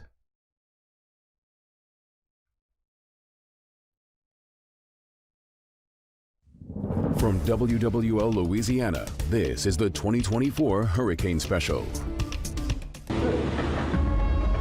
This year, we're facing an historic risk for hurricanes with the highest season forecast ever issued. The National Oceanic and Atmospheric Administration is calling for as many... The highest season forecast ever issued. I hate that. I hate that. I don't want reality. 25 named storms, with up to 7 hurricanes this year reaching Category 3 strength or higher. So now is the time to prepare and stay prepared. Remember, it only takes one storm to devastate a community. Many of the storms that we're also seeing are getting stronger, faster than ever before. This phenomena of rapid intensification means you need to get a plan in place now, because you may have much less time between the time a tropical storm forms and when it becomes a major hurricane. On those Category 5s, the average lead time was 50 hours. Preparedness got to be ready for these storms. Tonight, the WWL Louisiana 2024 Hurricane Special, we have a closer look at the forecast for what could be the most active season ever recorded. We'll show you why all the ingredients will be in place for more storms to form this year, and why the ones that do will likely have every opportunity to strengthen.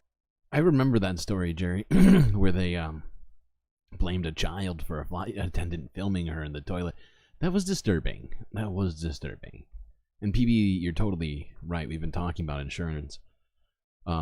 Providers stopping coverage in high-risk areas, jacking up premiums in areas they deem as being sort of in a gray zone, and then jacking up insurance rates across the board for everybody else who's still in the system to recoup revenue and lost profit from their cancellations. Which I point out was their decision. But still, hey, not enough revenue for those poor insurers. Then as they cross. But seriously though, it is kind of a paradoxical situation, right? They're charging more people. They're charging less people more money because they are kicking people off of their insurance, so the pool shrinks. It's just a fucked up whatever. Gulf of Mexico. We'll also take a look at the latest ways to protect your family and your home when hurricanes threaten, plus updates on communities rebuilding from Hurricane Ida.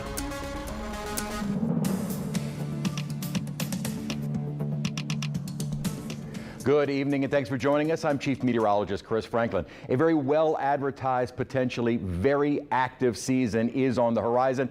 So let's take a look at the numbers. Now, what we're looking at is from NOAA. These are the most recent. Oh, God. I hate that. I hate this graph. It's a terrible infographic. This makes me sad. The average number of named storms is usually 14. But the National Oceanographic whatever people, they are predicting 17 to 25, which is 3 to 11 more than nearly double, at least potentially, the number of hurricanes. Same thing for major hurricanes. Oh, this is fucked. Let's hope that doesn't come true. Forecasted numbers for our season, 17 to 25 potentially named storms. Now, NOAA, unlike a lot of other organizations, such as Colorado State, will give a range. So it could go from just above average, being 14 named storms, to well above at 25. Of course, the record is 30 named storms, and it's very possible we could even see that. Now, as far as the number of those that become hurricanes, according to NOAA, 8 to 30. This season is, first off, we already have it in place, a lot of forecasts. Sorry, hold on. mental cone graphic that will display wind impact. Actually, hold on. I gotta set this up. I forgot how long this freaking video is. Are hurricanes just bigger tornadoes? No, they are different. They are very different. Hurricanes start over water, usually originating all the way off the west coast of Africa. They're powered by warm water off of the ocean, and continues to suck that up as it goes, depending on its speed and the winds and other variables. Then when they make landfall, they just dump rain and sort of smash everything with really high winds, depending on their, various factors involved in that calculation.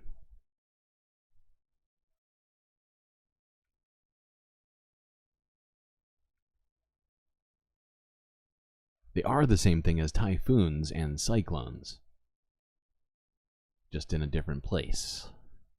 Alright, let's go to this, where a mountain lion was spotted at an Agora Hills home, which I think is outside of, I think it's like East LA?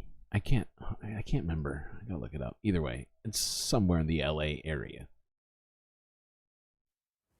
A mountain lion made a surprise appearance at a home in Agora Hills. NBC4's Gordon Tokumatsu has the details. That's a big Hey, Gordon. Hi, Annabelle. Scary, but also beautiful. That's how the homeowners described their close encounters with his mountain lion. And when I say close, I mean close. I woke up at 3:30 in the morning. Peggy McClintock says she doesn't usually check every little thing that sets off her security system motion detectors, especially at that hour. But this time, she did. For some reason, I decided to look at it, and I was stunned. There, in a small portion of the yard, was an adult mountain lion. From screen left, she casually strolls along the turf and hops up on a concrete wall. She scans the cul-de-sac, oblivious to the camera recording her every move. Peggy immediately woke up her wife, Sally. Oh my gosh, absolutely freaking out, panic. To be clear, this part of their yard is really quite narrow, maybe only 6 or 7 feet wide. And that big cat, which is clearly not wearing a tracking collar, is right outside one of their downstairs windows. There have been nights at 11:30 where I've walked out there with Ollie, in my pajamas. Ollie is the couple's golden doodle. After this majestic lion Ollie paid a looks visit, like breakfast or a late night snack. That's what Ollie looks like. His daily walks are going to change a bit, especially when sunset comes earlier. We've often thought that our yard was kind of enclosed and we didn't need to worry about wild animals. Nocturnal mountain lions are usually looking for food at that hour, and Peggy and Sally obviously don't want Ollie on her menu. Wow, no kidding. Yeah, So you're that very has changed. Definitely. Still, this cat made this wall look like a chump, okay? She's like, we're good. Meanwhile, and after what can only be described as a frightening encounter, Sally and Peggy are more philosophical about what their camera captured than you might think.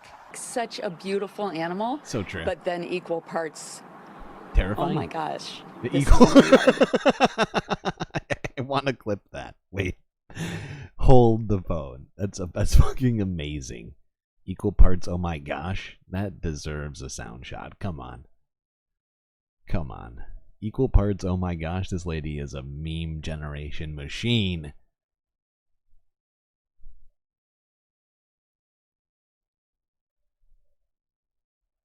Why didn't I do this before? I heard it the first time.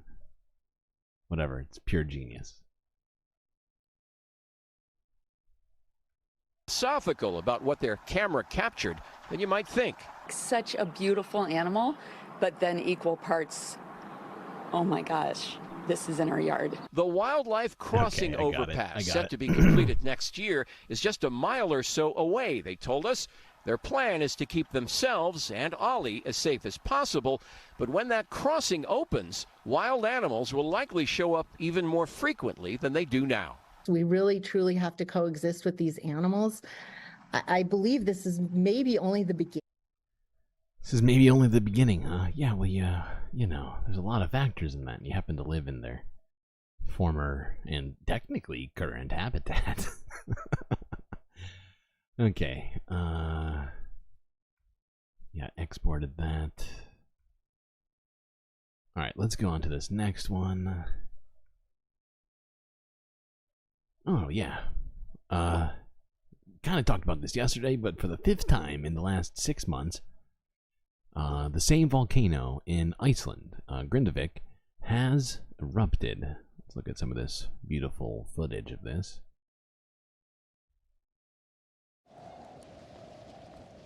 We get to a stage where a threshold is reached where the magma can't be contained any longer in this, and it breaks out.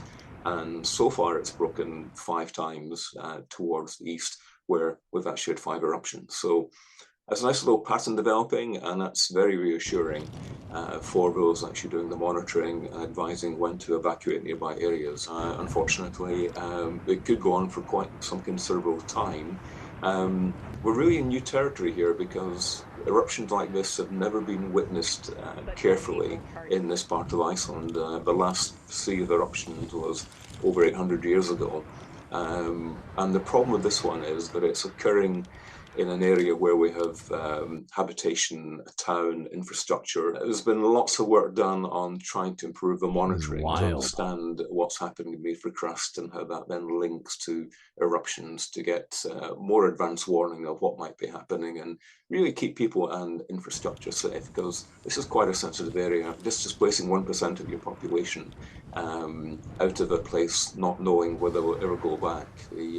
Now, before, I thought this wasn't displacing anyone at this time. I did not realize that this eruption had progressed so much that over 1% of the population of Iceland has been displaced by it. Stress and anxiety. Wait, hold on. Let me see if I've got this sound shot right. Parts. Oh my gosh. Almost. I almost got it. Almost got it. Is that it? Equal parts. Oh my gosh.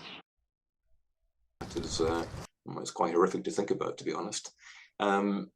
The great hope is that, you know, this cycle will end. It may be over within a day or two, this eruption. So it's part of it. Okay. Cool.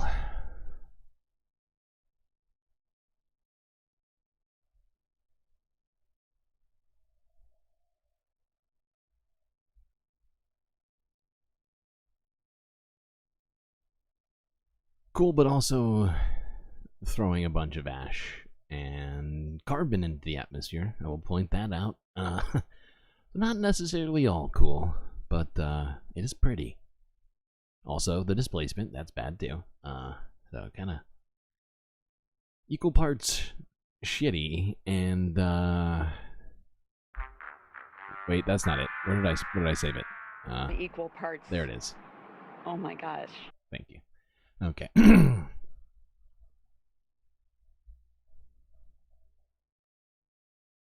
Now, let's go a bit further east to India, where they are experiencing temperatures I didn't think human beings could live in.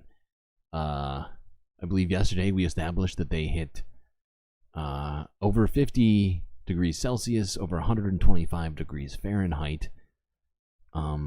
Now, it is monsoon season, so they have been hit with rain recently, helping them slightly, but not by much. First, let's look at this. This is from a day ago. You can see the heat just pouring off the goddamn pavement here. Literally anything. सबसे पहले तो हम पानी का सबसे ज़्यादा seven करते हैं, नींबू पानी और गमछे का सहारा है, चाय में बैठो और लस्सी वगैरह लेते हैं. बस सबसे ज़्यादा यही बेनिफिट है हमारे को. बाकी तो गर्मी अदरवाइज बहुत ज़्यादा है. Still don't get that. और हालत इतनी खराब है, बस से बदतर हालत है गर्मी की वजह से कि जिससे बस राहत है नहीं. छाया में भी बैठने के बाद कोई राहत नहीं है. पानी इतना पीते कम से कम मैं. Yes, 120s with rain. So basically, even if you're not in the rain, you're probably soaking wet. It's gross.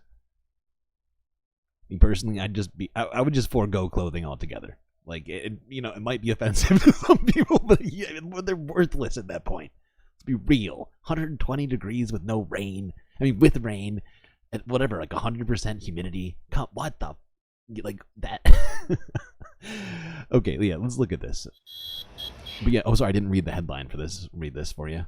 India heat wave. Delhi hits all-time high of 52.9 degrees Celsius as water scarcity becomes a big problem.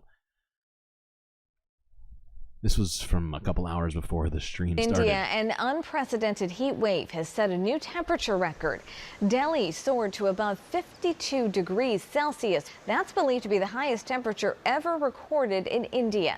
Dozens of citizens across the country have been struggling with sweltering heat this week.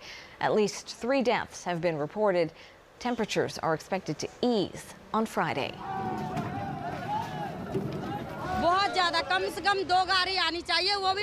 It's very hot in Delhi. At least 2 tankers. She's speaking fast, and I'm also reading slow.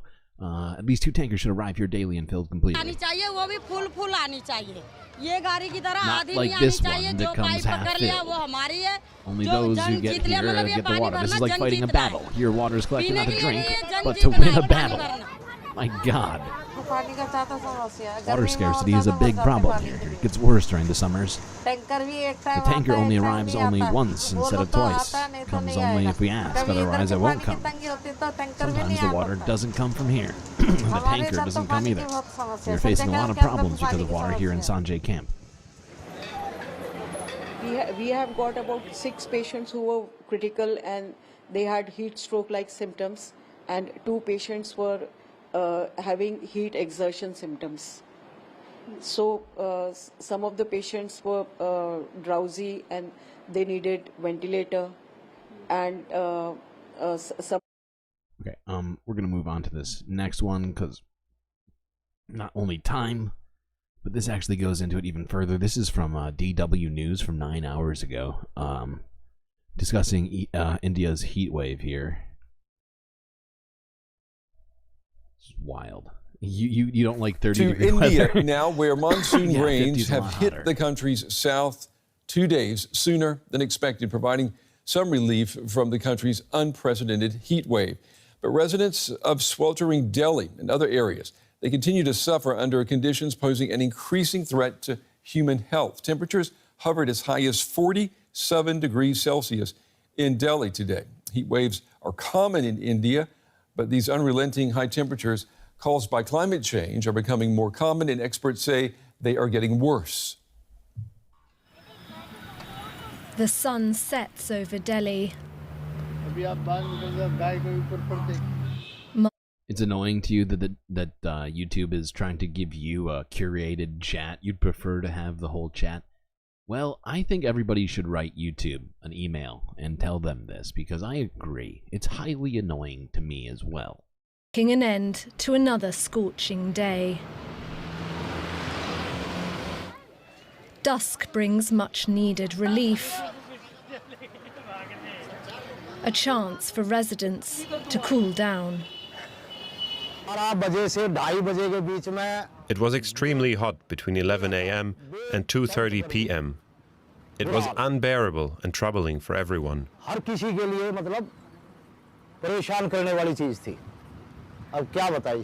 But what can... Hot rain. Yeah, that sounds horrible. It genuinely just sounds terrible. Top chat is tyranny. So true. say? Very true. We have to work in the fields and look after the cattle. That's how nature is. Children are sick because of the heat. They are vomiting and have diarrhea and fever. This is what happens in these temperatures. Yeah, because you're not supposed to be that hot. The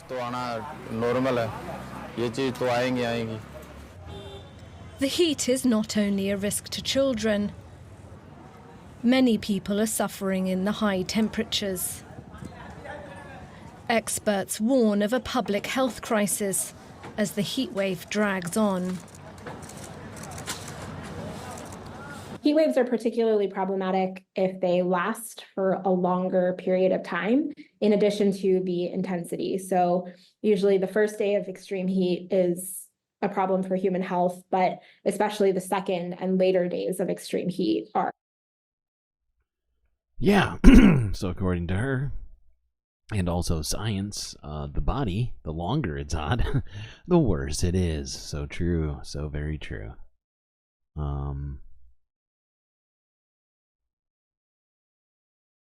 Let's listen to this guy.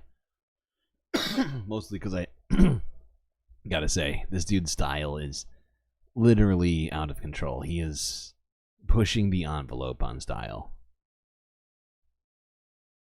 Murthy is an Earth Systems scientist at the Indian Institute of Technology in Mumbai. Welcome to DW. How is this current heat wave different from what India would normally see at this time of year? Well, this year is riding on 2023, which has been a record warm year. We had, in fact, discussed this on this very channel before. The 2003 warming was more than expected because we combined global warming with El Nino, and unfortunately, it's much higher than what El Nino brings. El Nino is a mini global warming. As we know, the heat that is stored in the ocean is belched out. Maybe the 2022 underwater volcano, Hangatonga, added water vapor and made it much worse. And we are still continuing that heat. So then our summer has arrived. But the other thing is the long-term trend of warming over the Middle East has shifted the winds over the Arabian Sea. So Delhi, instead of getting drier winds, is actually getting very humid winds from the warm Arabian Sea, which is what fired up a few showers last night. But this humidity combined with the high temperatures, the heat index is unbearably high, which is what is different this year. Okay, so we have El Nino. This. Okay. So yeah, I mean, it's definitely a combination of factors, but human activity is definitely the main factor in all of this warming, which has been just continuing to get worse and worse. It is good to see Jerry use Top Chat. It was added early on, and has been there as a continuation of the long gone now MR Nightbot command. Okay, let's move on from India and quickly talk about a place a little bit further east. A little island by the name of Papua New Guinea, where, if you're unaware, a massive landslide has, at least it's believed to have buried potentially more than 2,000 people beneath sediment and massive boulders, trees, just an entire cliffside basically just crumbled during the high rains in Papua New Guinea. There was a village beneath it, and well, let's just go to this video.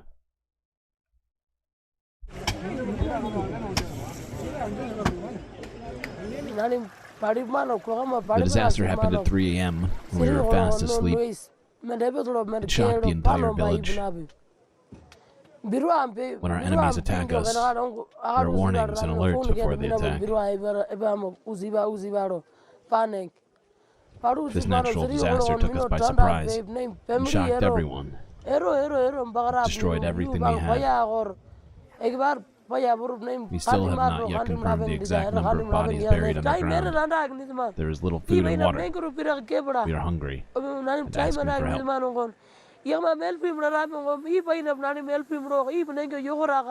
are not even sleeping at night. We are afraid that more of the mountain will slide down and it will kill us all.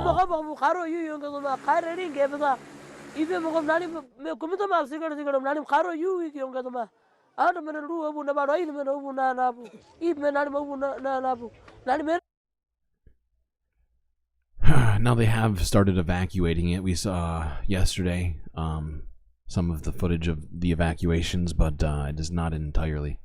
Is that yes, the Papua New Guinea. Yep, outside of Australia. Yes, indeed. Oh, well, I guess it's that time already.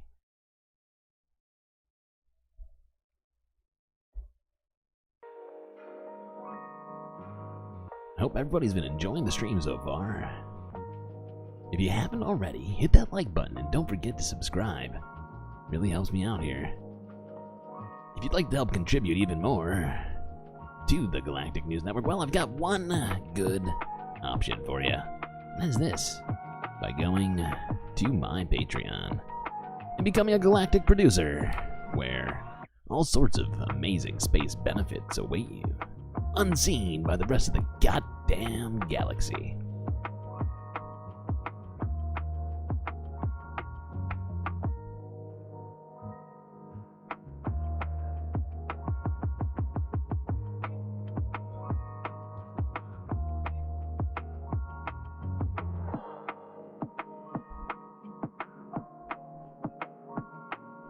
Well, everybody, you grab yourselves a drink, snack, and I'll be right back.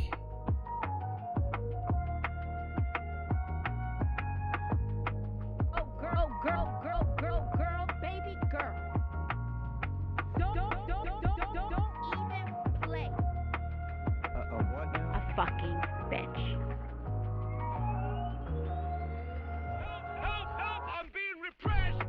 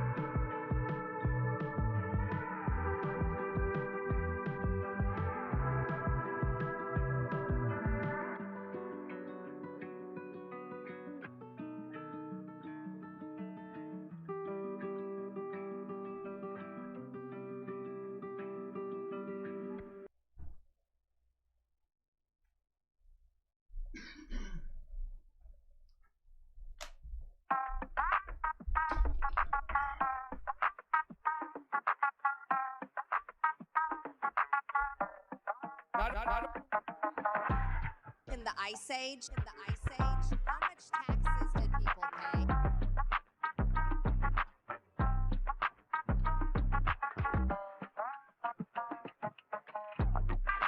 Okay, we're in the Galactic UN. Calling to order at the Galactic UN. Just kidding.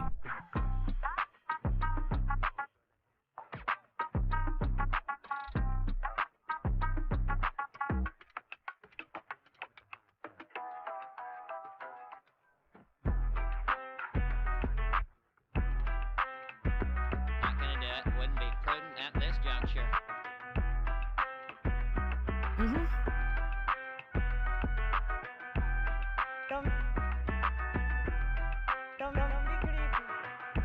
I mean, this woman is dangerous, ladies and gentlemen.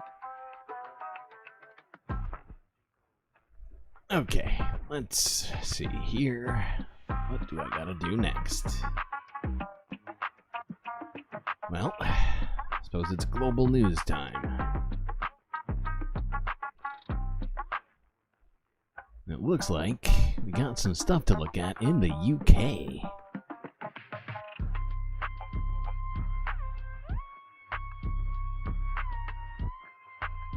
Do you know what we're here for?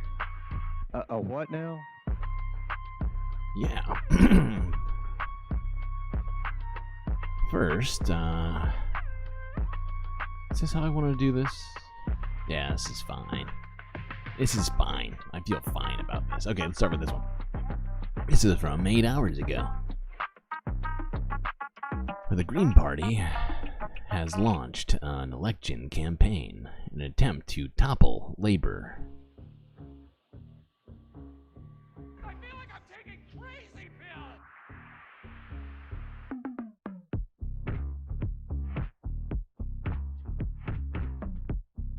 One constituency, two frontrunners. Caledenia in Bristol Central. It's going to be a Labour government. It's going to be to re-elect me as their MP. Two key issues shaping this race is the environment, Palestine and Rafah. Welcome to... By the way, I'm just going to pause this for 1 second and make you all aware of the fact you're only 2 likes away from unlocking a third emotional support character here. And, if any of you somehow have foregone the liking of the video, well, now's your opportunity to help out the rest of chat. Bristol Central. For 14 years, Caroline Lucas has been the Green Party's only MP. The trailblazer is now standing down. The party launching their campaign, though, doesn't just want to move on, but multiply. We are looking to win at least 4 Green MPs in 5 weeks' time. By having more Greens in the House of Commons, we can push whoever forms the next government. It's looking pretty certain to be Labour. We can push them to be a little bit braver on the areas that they've been backsliding, especially on the climate, on the housing crisis, on renters' rights and on workers' rights. So it's really about just shaping whoever's in power. Yeah, I mean, I want to see Greens in government eventually, but realistically, I'm not going to get the keys to number 10 this time, I know that. I gotta say, if the Greens are gonna be there to keep the rest of the Parliament from backsliding on climate goals, what else did she say? Housing policy and workers' rights? I think she might have actually said a 4th thing in there, but I missed it. They all sounded great, though, so let's hope that works out well. That's okay, because our theory of change, it works by getting a handful of Green MPs elected. Going into this election, the Green Party has a renewed vigour. Less than a month ago at the local elections, the Greens increased the number of councillors by 70%. Here in Bristol, they became the largest party. Keith? Who is Keith? You're talking about Keir? I mean, I know, Labour has been having some problems. Oh, not quite getting a majority. Keith Starmer, this yes. is a key battleground Keith because Starmer. of geography and demography. At a time when environmental issues are regularly on the front page of newspapers, running through this city is a stark reminder why. Last year, there were 6,500 sewage spills into the Avon, making it the third... Why is Keith such a snake? That's the real question. All right, let's move on. All right, now that's enough of my terrible British accent. Well, one of my terrible British accents.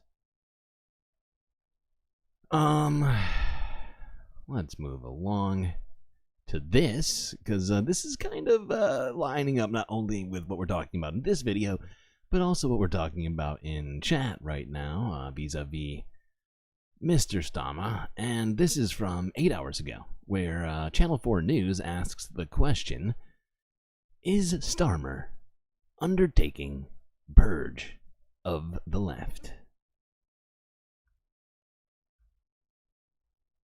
Do the Piers accent. Keir Starmer, campaigning in Barry Island, was sticking to the line that no decision had been made on whether Diane Abbott could stand for Labour in the election.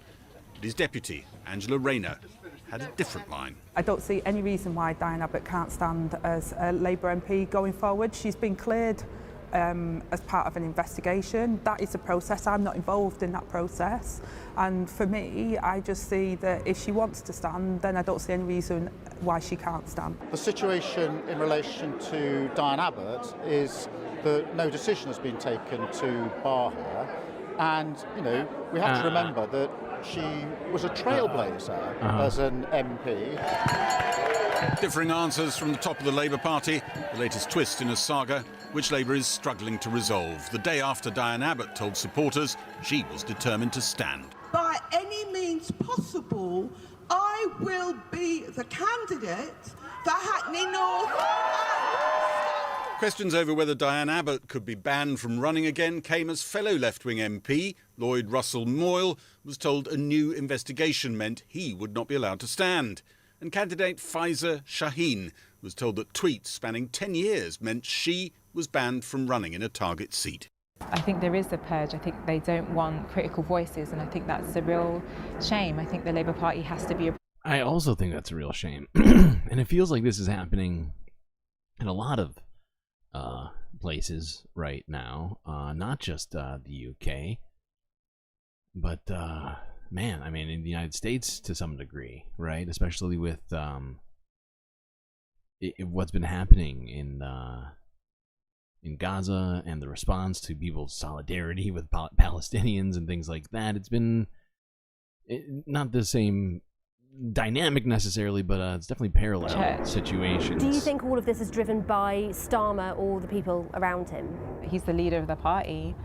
He knows me. He came here so much in 2019. He bigged me up multiple times on Twitter about what a brilliant candidate I was. And then today I just saw that he was saying that I wasn't a good candidate. And that really, you know, you can take this away from me, but please don't belittle my credentials. I've worked so hard in my life and people know me locally. It looks like a purge and it feels like a purge. So it's a purge, and it's a purge that I think, if there is any good in it, it is that it's telling the British people things they need to know about Keir Starmer. Firstly, he's very intolerant of dissent. He's an authoritarian. Secondly, he's been very economical with the truth. I mean, having conned his own party. God damn it, I love you British people sometimes. Just with your way with words. I know that you're the ones who started the English language, and also that might be part of it, but economical with the truth, otherwise known as... I don't want reality. During the leadership campaign, he has now misled the whole public about the treatment of Diane Abbott in particular. And thirdly, he does seem to have a problem with strong black women. Like Jeremy Corbyn, Diane Abbott doesn't want to run as an independent, but her statement yesterday appeared to leave that option open. Oh, God. All right, let's keep things moving here. Made a quick stop in the United Kingdom. And now let's look a little bit east of the United Kingdom, in Italy, where Italy's prime minister says fascism is quote-unquote consigned to history. However, not everyone's convinced. Let's listen to this little piece from BBC from 10 hours ago. Welcome back. Campaigning is underway across Europe, with new members of the European Parliament being chosen between the 6th and 9th of June. All 27 of the member states of the European Union will vote for the 720 seats that are up for grabs. Far-right parties are expected to make big gains, having already won an election in the Netherlands and a stake in the governments of Finland and Slovakia. In Italy, Prime Minister Giorgia Meloni is topping the polls. The ruling party Brothers of Italy has roots in post-war fascism but has moderated in office. Our Rome correspondent Mark Lowen reports. Ah! God. Jesus Christ. For fuck's sake. Milan, 2024, not 1924. A rally for a far-right student killed almost 50 years ago by the far left.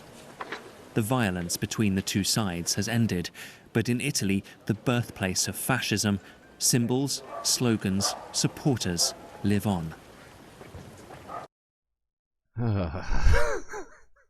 Jesus Christ. And we thought that the Tiki Torch March was bad. I mean, wow. This is making Tiki Torch look unorganized. This might seem extraordinary, but the thing is, in Italy, it isn't. These kinds of demonstrations with the fascist salutes happen across the country year in, year out. Some of the images associated with the dark chapters of Italy's past still infuse the present. From a funeral Jesus to a birthday party, Christ. Fringe extreme groups like Forza Nuova operate here. Io ve lo dico! They often blend with die-hard football fans. A senior member at this celebration shouts, "Who paid for this evening? Who gave it to us?" Adolf Hitler! Prompting the chant, "We're a beautiful team in the shape of a swastika. How great it is to be trained by Deputy Führer Rudolf." Oh, good. At least the Nazis are having fun with graphic design. Oh, boy. Oh, Jesus Christ. Jesus, I say that. Okay, that's true, Omarosa. Probably because he didn't talk in the third person that much. But I guess, wow. I mean, this is just another example of, you know, far-right extremism not only not being gone, but seemingly popping up in more and more places, being, you know, just, it's concerning, I think, is the main vibe I'm trying to get across. At least that's what I'm feeling inside. Ugh. Okay. Now let's quickly look at this. We talked about this yesterday to some degree, but at the time, only EU leaders had approved this. However, as of earlier today, I think something like 6 hours ago now, Biden has now authorized Ukraine to fire U.S. weapons into parts of Russia, along with the rest of NATO leaders who had already done this earlier this week. In another major story we're watching today, there's been a major change in U.S. policy on arming Ukraine. In particular, how the weapons that Washington provides are used. For the first time, the White House will allow some U.S. weapons to be used to strike inside Russia. For more on that now, I'm joined by our Nick Schifrin. So Nick, tell us, what did President Biden decide? For 2 years since Russia's full-scale invasion of Ukraine, President Biden has had two goals. One is to help Ukraine resist Russia's onslaught, and that meant U.S. weapons and money. But at the same time, Biden has said, avoid a direct U.S.-Russia clash. And that is why, for the last 2 years, Ukraine has not been allowed to use U.S. weapons to fire into Russia. But in the last few weeks, Russia has bombarded Ukrainian towns along the Ukraine-Russia border to create what Russia calls a buffer zone. They've also been... Yeah, that buffer zone was formerly known as Ukraine. Some would argue still it is. Anyway, I think the main point of all this, though, because the fact is I don't really support this, but I think the important takeaway from all of this is that this was not only a red line from the United States originally for 2 years going, it was also this is specifically in relation to a red line that has been set up by Russia, right? They have had threatened, or at least I think Putin directly may have threatened this, that if the West, if their weapons were used against Russia on their territory, they would see that as an infringement on Russia's sovereignty. I don't want reality. And then would not hesitate to use nuclear force, which I think is alarming to all of the members of NATO, including myself, as a member of a NATO state. It does give me a lot of concern, just kind of over and over again in my brain. Like, oh, good, so that's on the table now, I guess. We're gonna play chicken. We're gonna find out if that was real or not. GNN isn't it? No, unfortunately, we are not formally recognized by the UN, even let alone being taken into the bosom of NATO's powerful whatever. I'm done. I can't come up with any more words.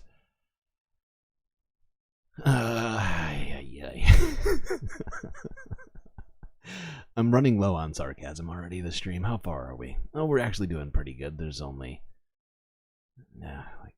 whatever. Okay, I'm not gonna count. Let's look at this. Going further east. This is from 15 hours ago, where Chinese President Xi Jinping has reiterated its call for a Palestinian state.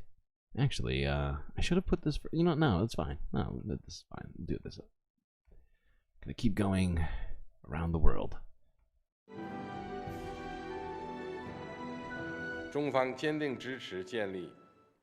You're not in NATO? That's fair. Oh, shit, he's reading. God damn it. Why do you have to read so quick? Okay. Serious pants on. China firmly supports the establishment of an independent state of Palestine that enjoys full sovereignty based on the 1967 borders with East Jerusalem as its capital. Oh, goddamn. That's real specific. Okay, Xi. It supports Palestine's full membership in the UN and supports a more broad-based, authoritative,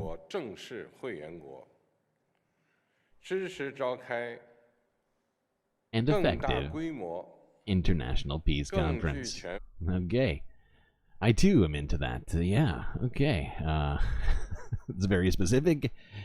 And thank you for that, Xi. You're not always right about everything, but hey, you're on the right side with this one, big time. Wow, I'm impressed by the specificity of that statement. The 1967 borders. Okay, now we're getting historical with it. Wow. Oh boy. Okay. She just won your. Yeah, just guess let him know. See if he'll let you vote from wherever, Ireland. Let's say, so in response to this, I figured we'd watch this video. This is from 7 hours ago. Well, 7 hours before I started the stream, or something like that, and the State Department spokesman or spokesperson, I can't remember who this was. We'll just say spokesperson, just to be on the safe side. Was pressed on Xi Jinping's call for Gaza peace conference. They asked, "Is it time for fresh eyes?" I don't want reality.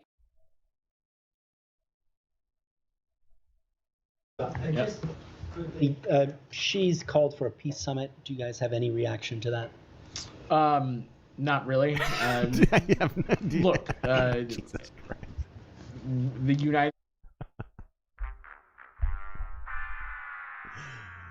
Oh god, let's try that again. Maybe he'll do better this time. She's called for a peace summit. Do you guys have any reaction to that? Not really. Look, okay. The United Elaborate, States has please. a clear vision here on what we think that needs to happen. We have not been ambiguous about it is necessary for a ceasefire, one that is coupled with the release of hostages, and one. Where is it? A what now? Is coupled with additional humanitarian assistance. Time. I say, boy, spit it out. My God, he literally just could not come up with one single sentence that he didn't interrupt with a different thought there, or say in between the words every time. Okay. Anyways, he's got doesn't have a great response. Essentially, it's pretty bad. Let's move on here.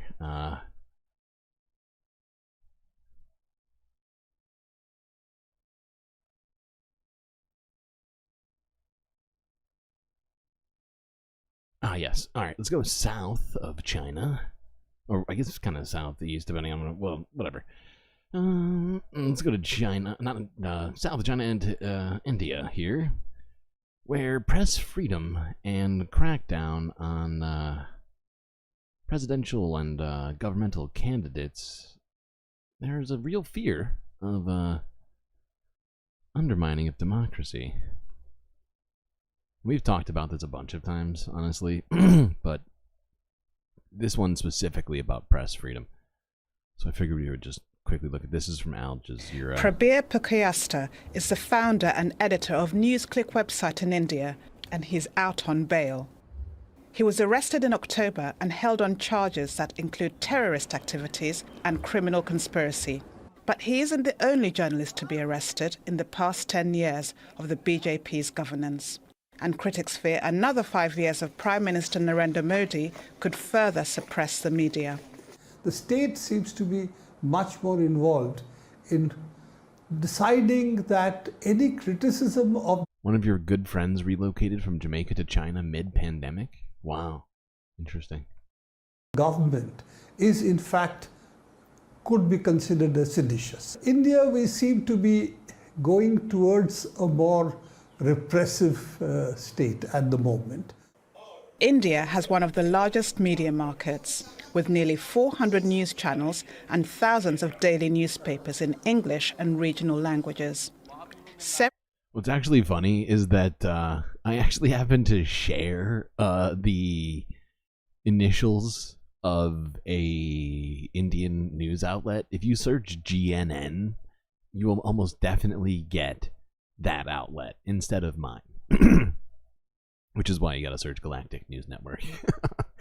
But yeah, it's just funny because I actually think this is it? This might actually be no, it's not. Oh, but owned by businessmen seen to be close to Prime Minister Narendra Modi. I assume Modi has been criticised for rarely holding media interactions, but during the ongoing elections, he's given several interviews to media groups seen as favourable to his party.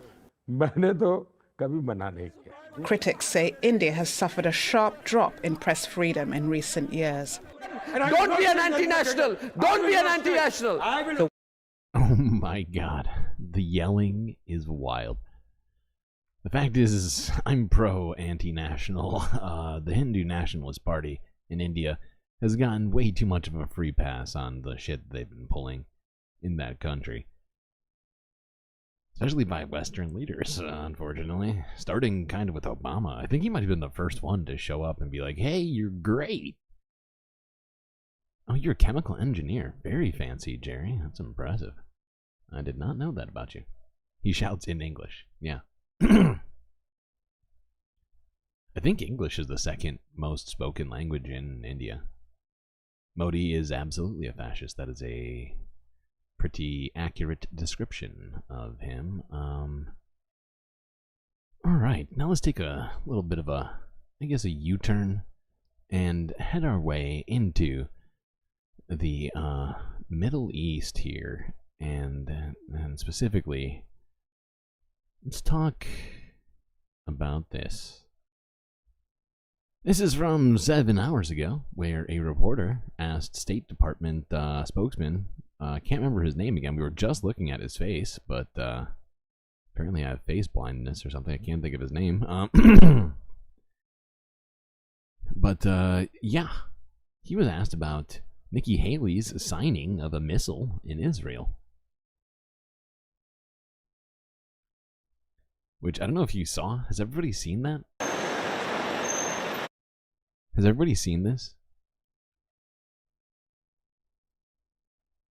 Because if you haven't, Nikki Haley decided that she should leave America to go to Israel to support the IDF, and while she was there, she decided to lovingly and psychopathically assign a missile that she... I don't, the things she wrote on it were utterly just wow. And okay, so people are familiar. Okay, I'm not going to continue monologuing about this. Then let's listen to this. Including anything that they have to share about what weapons were used. I just don't have an assessment for you that on the site. And lastly, does it bother you guys when former officials, high-profile officials, like the former U.S. ambassador to the United Nations, Nikki Haley, writes on a bomb, finish them off? Or when someone that's still, like a senator, U.S. senator, says drop a nuclear bomb on them and so on. I mean, like in a final solution kind of a thing. Does that really bother you? Do you feel disgust? Do you feel that, maybe you ought to issue a statement? If somebody said this about any other group of people and so on, I think you would probably be disgusted. You would say, yeah, this is terrible. This is awful. What is your position on what they say? Side, Ambassador Haley is a private citizen, and what we're focused on is the diplomacy and the task at hand. We're focused on doing everything we can to get this conflict to end, to secure a ceasefire that is coupled with the release of hostages, a ceasefire that can be coupled with an additional... Stop trying to couple things together, okay? How about you get one thing done, right? How about you just get a fucking ceasefire done, okay? Just get that done. Because we've been, just wasting money talking about aid, to be perfectly honest. Paying people like you to tell us about how you're making a pier that's broken now, by the way. That cost $350 million fucking dollars.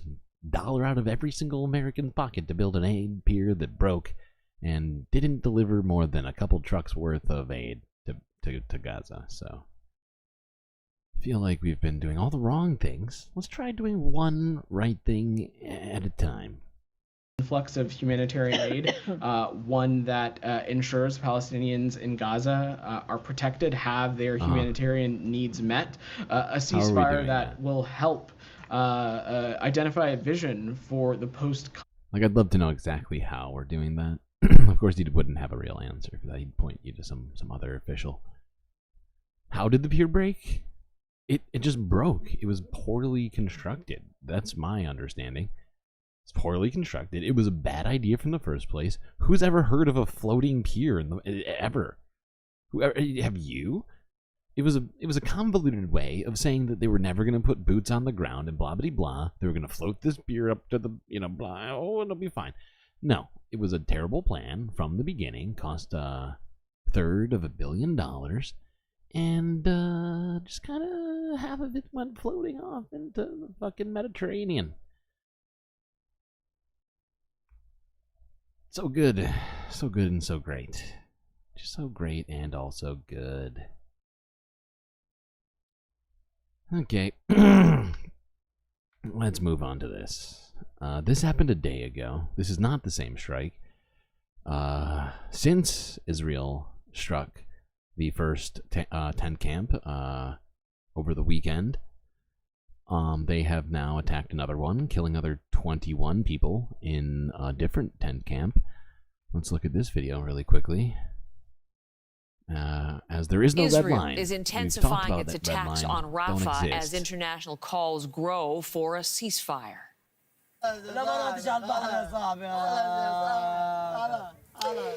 This is video into us this morning from a freelance journalist working for CBC News. Health authorities in Gaza say the Al Mawasi tent camp west of Rafah was hit yesterday by tank shelling and at least 21 people were killed. Now, Al Mawasi this is part of a designated safe area. Israel has denied striking the camp. Israel's push into the city of Rafah is drawing condemnation from international. This is wild. This is genuine. This sounds like a fiction, right? Like this whole thing could be turned into a blockbuster movie if it wasn't so goddamn tragic and also real and dealing with real people. Like this would be like an actual and then eventually the Avengers come and save everybody, right, or whatever. But you know what I mean? Like they're clearly massacring people in tent camps. And now 2 times in a row, 3 days apart, they're saying that they're not responsible for it when they're the people who occupy the entire goddamn region. It is wild, and it is it's the only thing that the United States currently has to hold on to in terms of any sort of what do you call it? Oh God, my brain just broke. In any sort of deniability, right? It's just oh well, Israel has said to us that they're not doing it. So has the red line been crossed? I don't know. We can't know until Israel investigates themselves and tells us about it. Organizations, with aid groups warning the situation on the ground is rapidly deteriorating. Julia Wong is working out of our London bureau this morning and with us live to tell us more about what aid groups are now saying about the latest on the situation on the ground in Rafah. Julia. Well, Heather, the president of the International Federation of Red Cross and Red Crescent Societies is urgently calling for a ceasefire, saying it's the only way to get aid into Gaza. Now, these comments come after dozens of people were killed over the weekend and many more injured after an airstrike in Rafah caused a fire at a tent camp. Yep. Now, Israel says something went, quote, tragically wrong, unquote, and it did not intend to cause civilian casualties. Oh, my God. I just don't understand how our officials, and specifically, the top officials making the decisions here, can continue to try and sell this Israeli narrative any longer, right? Who in their right mind is still accepting that Israel's not the... I don't think anybody in their right minds can possibly say that this was anybody else. They don't even have a counter narrative. They're not saying anybody else did it. They're just saying they didn't do it. Just a bomb just happened to drop out of the sky. That doesn't even, doesn't pass any sniff test or any sort of... Oh, God, it just... Another strike, the one that you just mentioned a little bit earlier, led to more deaths yesterday. Now, as Israel pushes deeper into Rafah, there is growing concern about the worsening humanitarian situation for people in Gaza to get food, water, and other essentials. And it isn't just the Red Cross. The UN Secretary General is also demanding Israel stop its attacks on Rafah immediately and says Israel should abide by a decision by the International Court of Justice that orders it to stop its military operations in Rafah. And the fact is they've been saying it for months. They've been telegraphing this move, literally and figuratively, right? They had been amassing troops and tanks all along the southern border of Israel with Gaza. They said it time and time again. We have to go to Rafah. They got a call from the Biden administration when they started moving troops into Rafah that supposedly said, hey, don't think you're supposed to be doing this. And they said, no, don't worry, we're not doing the thing you don't want us to do, in which case, go fuck yourself. And our officials said, oh, cool, no big deal then. Now this is happening, and I don't see how anybody can could possibly deny this to themselves. Even the most in denial of people that I've run into or seen out there in media. We have 30 likes. Oh God, Hold on. A 1. Oh, that's going to be a bacula. We haven't seen a bacula in a little while. Scott Bakula, here to provide us with another timeline. Hopefully this one's better than the one that we have right now. Please, Scott, direct us to the correct timeline, please.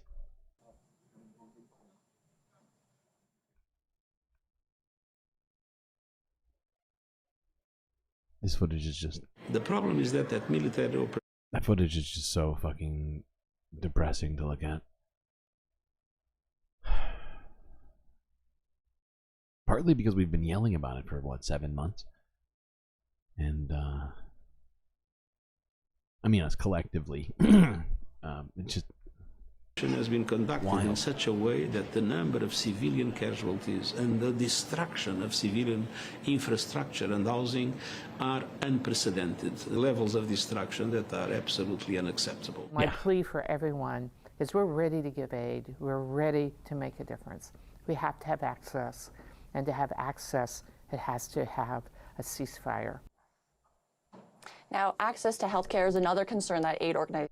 Seriously, it's what I think maybe the most chanted protest slogan. Ceasefire now.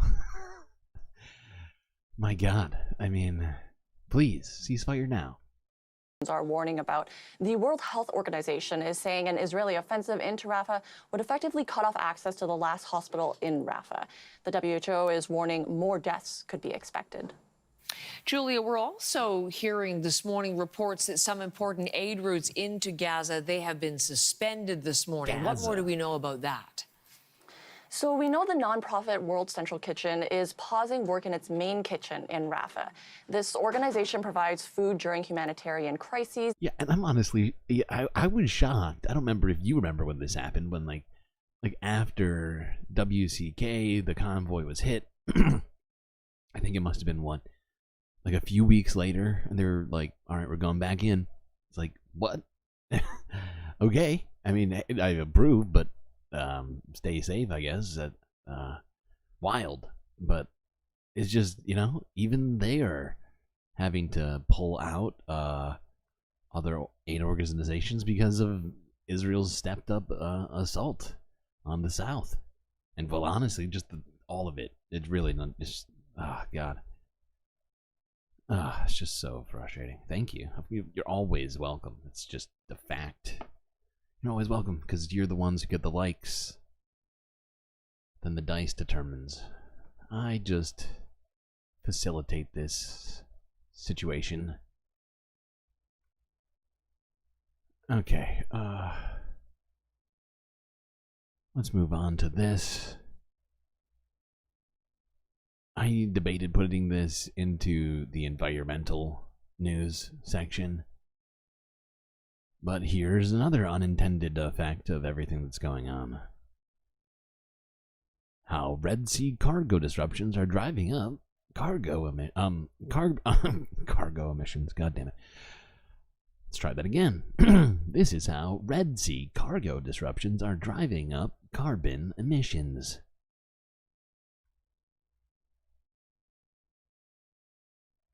The fact is I approve of the disruption. This is a cargo ship used to transport goods around the world, and often through the Suez Canal and the Red Sea. Ridiculous situation. Each year, about 6,000 ships like these travel the world's oceans, delivering $7 trillion worth of goods to ports, and producing climate-warming CO2 emissions along the way. But a surge of attacks on ships traveling through the Red Sea is forcing shippers to reroute their vessels. Here's a look at the toll that's taking on the environment. Last year, Yemen's Houthi rebel forces began attacking commercial ships in the Red Sea in protest of Israel's assault on the Gaza Strip. Since then, hundreds of cargo ships, powered by heavy fuel oil, have been diverted around Africa's Cape of Good Hope, resulting in higher emissions. This journey, from Shanghai to Hamburg, for example, produces 38%. I just want to point this out. 30 days is what? Almost 4 times as much as 8 days. That is a lot. This whole thing just needs to end. Everybody just needs to stop shooting each other everywhere. around Africa's Cape of Good Hope, resulting in higher emissions. This journey from Shanghai to Hamburg, for example, yeah, I do. produces 38% in this particular more situation, carbon dioxide, I 100% according to an blame analysis Israel. of tracking So data by blame them. LSEG. This is their fault. Tracking platform ShipsGo estimates that more than 600 vessels have been rerouted since the attacks If that began wasn't in clear, October, I'd like to make that clear. and average transit times increased by around 50%. Each of the metal containers aboard a ship can also be tracked individually as they travel to their destinations. Okay. Anyways, they just go into the science about it, whatever, all the particulars and the data. We don't need that. We get it. It's basically quadrupling the amount of distance that ships are having to travel, which is bad. So maybe Israel should stop ruining the planet in as many ways as it is. In fact, I definitely should. Okay, yeah, we were talking about this earlier, but let's quickly pass by this one. This is from 7 hours ago, where the $320 million Gaza aid pier will be taking over a week to fix after suffering significant damage. Oh, good, we're gonna fix it. It's not a futile gesture at all. Tara. Thanks, Sabrina. On JLOTs, now that all the portions have been removed, was there any damage to the sections? Will some of the sections need to be replaced? And is DoD committed to getting this back up and running, in the next week or so? So as I had mentioned, I think on Tuesday, we believe that this will take about over a week to repair and rebuild the entire JLOT section, predominantly that portion that was anchored into the pier. I don't have more in terms of replacement parts. I know that they are doing a repairing and rebuilding of the pieces that broke off or that need, sufficient repair. But I would direct you to CENTCOM for more specifics on if there's any replacement parts needed. Okay, you don't have... Jesus Christ. This is a complete fiasco. And it's a complete waste of time. And yet we're planning on fixing it. Oh, it might need replacement parts. No kidding. No kidding. Kind of a better sense of how bad the damage was, if there was damage to these sections. Well, there was damage to the sections, as you know, as I mentioned on Tuesday. The larger part of the pier that, if you think of it as like a T, that top section of the T did break off. So that is significant damage, I would say. But the good thing is that we have our experts in Ashdod working on repairing and Aren't I a good guy? Yeah, okay. That is the good thing. No, it's so good and so great. Thank you, Sabrina. Thank you so much. Biden is hiding. Biden is literally hiding. Jerry is 100% on with that one. I was literally thinking that recently. And we were talking about it earlier, actually, with regards to the sort of speeches that he and Kamala had been making. Kamala, we looked at a speech she did at the U.S. Air Force Academy. Talk about a captive audience. I mean, Joe Biden did one at, what was it? Commencement at West Point. I mean, the same idea. It's like, we are only going to go out for very, very tiny snippets of time and to people that are basically mandated to clap for us. Oh, God. All right.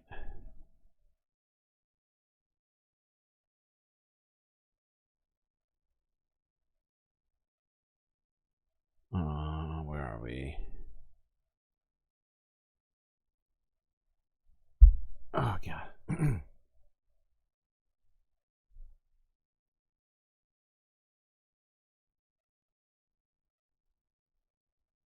Thank you. Thank you, eyes. I found it. Okay, this is... sorry about just leaving you there. This is from 5 hours ago. And now I'm about to get serious. Jabalia refugee camp, if you're unaware, was at one point one of the biggest refugee camps in all of Gaza. It has now been reduced to rubble, as Israel has gone through and destroyed it all, basically, according to Al Jazeera, at least. So let's see what they have to say. The Israelis have destroyed our lives, this woman screams. Burned our homes down.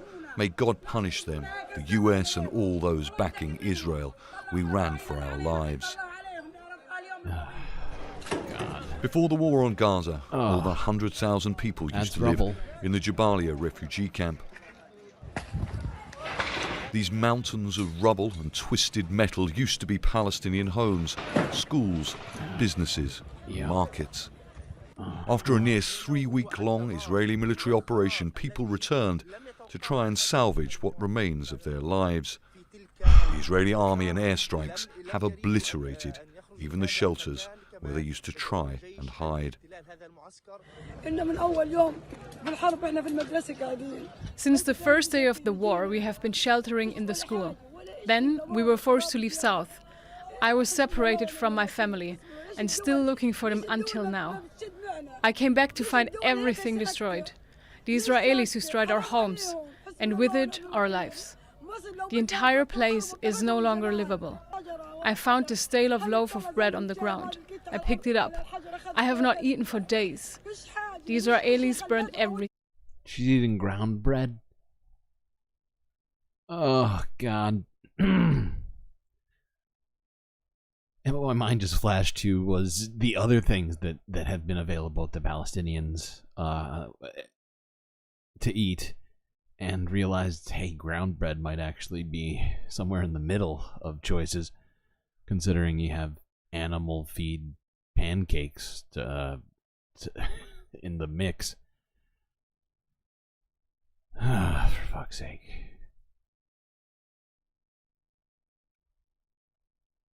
Okay. Yeah.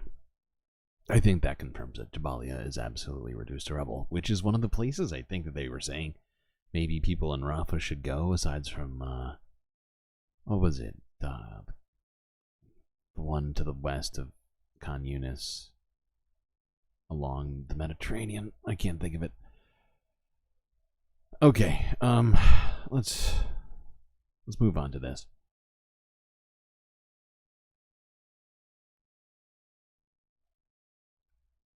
This is from 8 hours ago. CNN. The situation absolutely apocalyptic, according to a surgeon on his recent trip to Gaza. I found it interesting that CNN has been doing more and more interviews with people who were either recently in Gaza. And it's just, what was I saying? I can't remember what I was saying. Point is, like, as you probably all know, for a very long time during Israel, CNN's coverage of this genocide, they've essentially completely neglected to interview pretty much anyone who has any relation to Palestine, and have only had on, I don't know, people like Benjamin Netanyahu to directly tell the American people Hasbra, or trying to think which generals have they had on. They're just, you know what I mean, like it's been disastrous. I just found it interesting that recently they've kind of switched to this kind of coverage, which feels a lot more fair and balanced. Took 7 months, but guess I'll take it. British surgeon Dr. Nick Maynard is just back from Gaza, where he saw the collapsing healthcare system with his own eyes. He left Rafah just before Israel's offensive began, and he's joining me here now in the studio. Dr. Maynard, welcome to the program. Thank you very much for asking me. You left, and I'm just going to read what you said, because you left just as the Israeli incursion began. You told Reuters that you heard bombs and gunfire all over. Driving through Rafah, the tension was palpable, with people evacuating as rapidly as they could. You saw some of that attempt to evacuate in Jeremy's package there. What did you see, and what is the status of people who just want to get out of the way? So they issued the initial evacuation orders about 2 hours before we left for the crossing, and we saw hundreds of people rushing out of their, I was going to say houses. They're not houses, of course. These people have been displaced many times, so they were leaving their very temporary shelter. I mean, I think a couple of days ago we saw footage of a man who said that he had been displaced 8 times. And I think I may have even heard more than that in the past. But you know what I mean? Like, we're talking about people who have been he's moving once a month.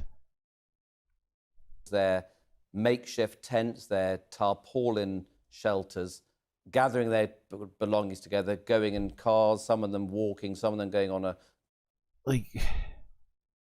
I think what would be a good exercise for anybody struggling to think about how difficult that would be for you to take everything in your life that you want and imagine putting all of that into a backpack and or a duffel bag and whatever sort of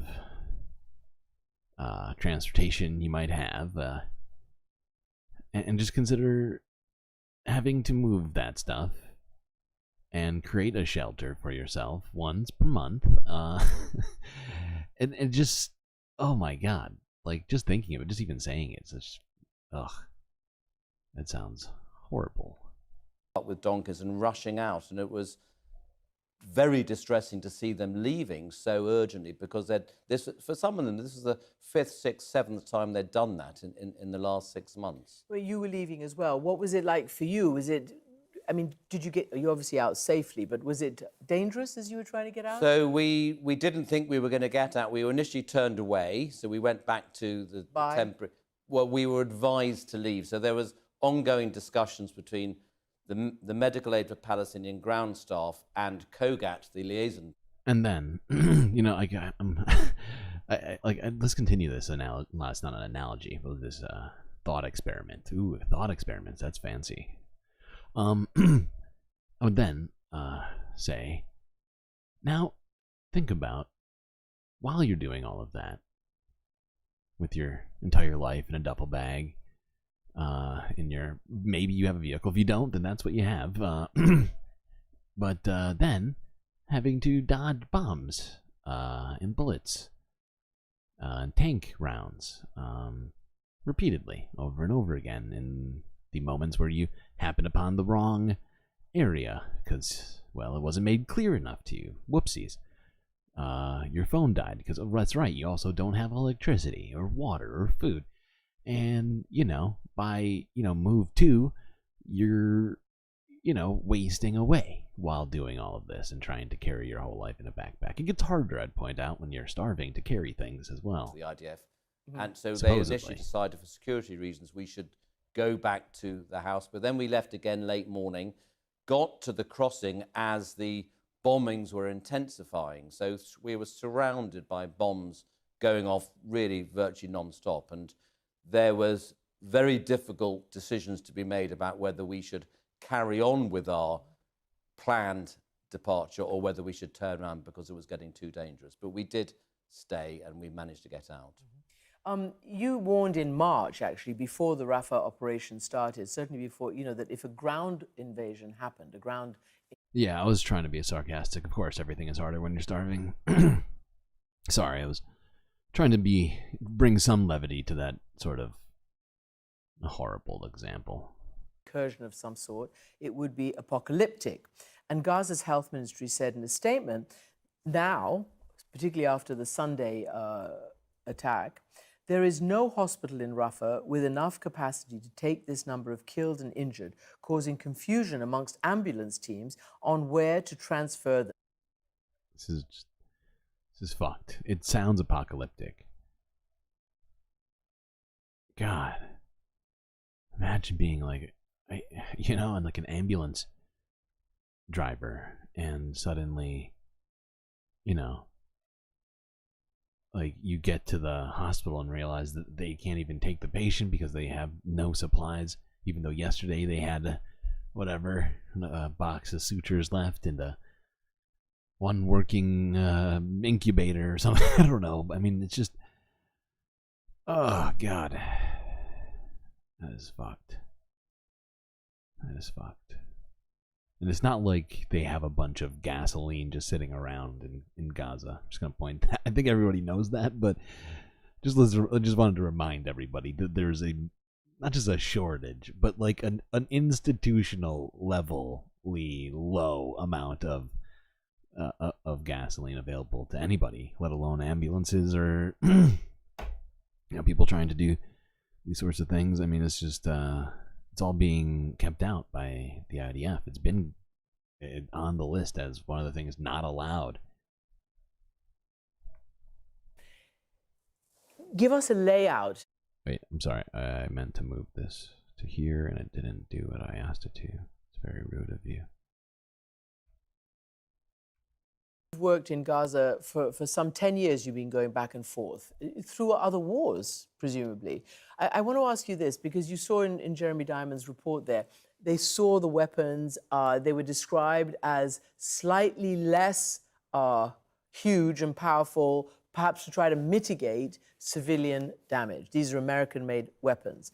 But from a doctor's point of view, particularly, as he said, Jeremy, in a densely populated zone, a light bomb or heavy bomb is going to create a huge amount of civilian destruction. What can you say about the weapons that are used? So Gaza's got a population of 2.2 million. It is the most densely populated place in the world.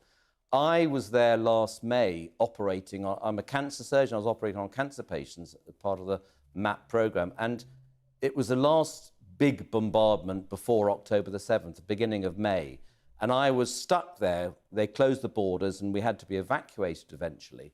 But I witnessed for 4 days this non-stop bombardment, and it was an incredible demonstration of how precise the bombing can be when the Israeli Defense Force want to do that. They were targeting specific rooms in buildings, specific floors, and there was collateral damage, but minimal collateral damage at that time. So I've witnessed at first hand how precise their targeting can be. Huh. Well, we've seen absolutely none of that in reality, so... Oh, God. Well... Let's look at this, because this kind of... What's the word?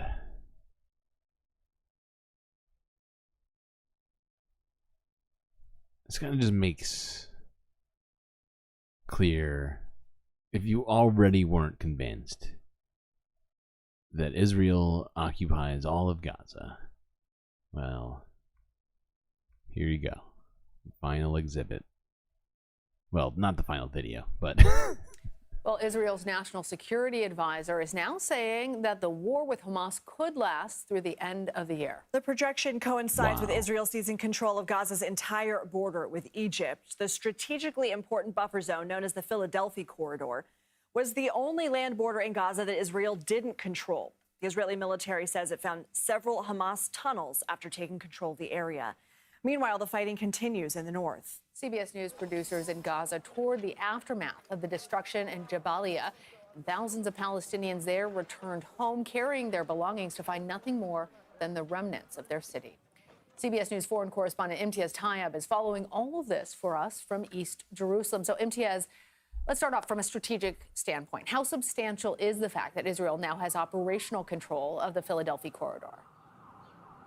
Okay, now, if you're not completely clear on what they're saying, the Philadelphia Corridor is the border between Gaza and Egypt.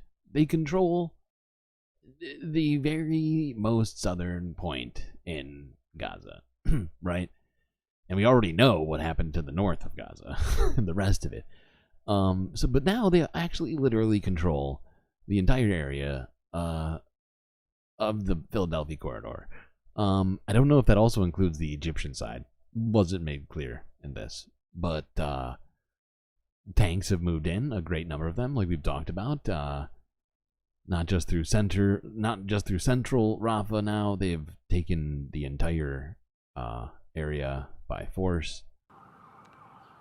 Lana, Lindsay, good to be with you. It is a complicated picture, and I think I should probably start out by painting in the sort of gaps of what the Philadelphia Corridor is.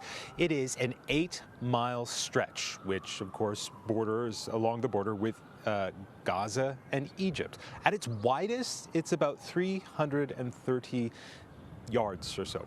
It's not very big. And it, as you say, is the one part of Gaza's border which is not controlled by Israel up until now. Now, Israel says that it has gone into that area in order to root out what it describes as Hamas tunnels, saying that it's found around 20 of them. But the Egyptian government has reacted furiously to that assertion, saying that they destroyed those tunnels years ago. Huh. Weird. Israel saying they discovered tunnels that supposedly don't exist. What? Hold on. Wait a second. Is Israel making shit up right now? Just to get away with more war crimes? Oh my god. Crazy. The only reason Israel is saying that it's in that area to, in their words, take out those tunnels is to justify its widening offensive in Rafah, an offensive that Egypt, countries around the world, and the Biden administration has urged Israel not to do, saying that... I found it interesting CBS decided to include the Biden administration in that. I mean, although urge is a pretty, I don't know, ambiguous kind of word. But it's also very generous, I feel, in this case. What real urging has the United States done? A couple words out loud. No, nothing concrete from what I've really seen. A piece of a aid shipment. Certainly not enough urging. You urged your ex not to leave. What does that mean? Okay, alright. Oh, we've made it to the penultimate video of the day. Great job, everybody. You made it this far. Let's look at this from 4 hours ago. Where, unfortunately, this is probably not a surprise to you, but displaced Palestinians are failing to find basic life necessities. This is according to the Associated Press from right before the fucking stream.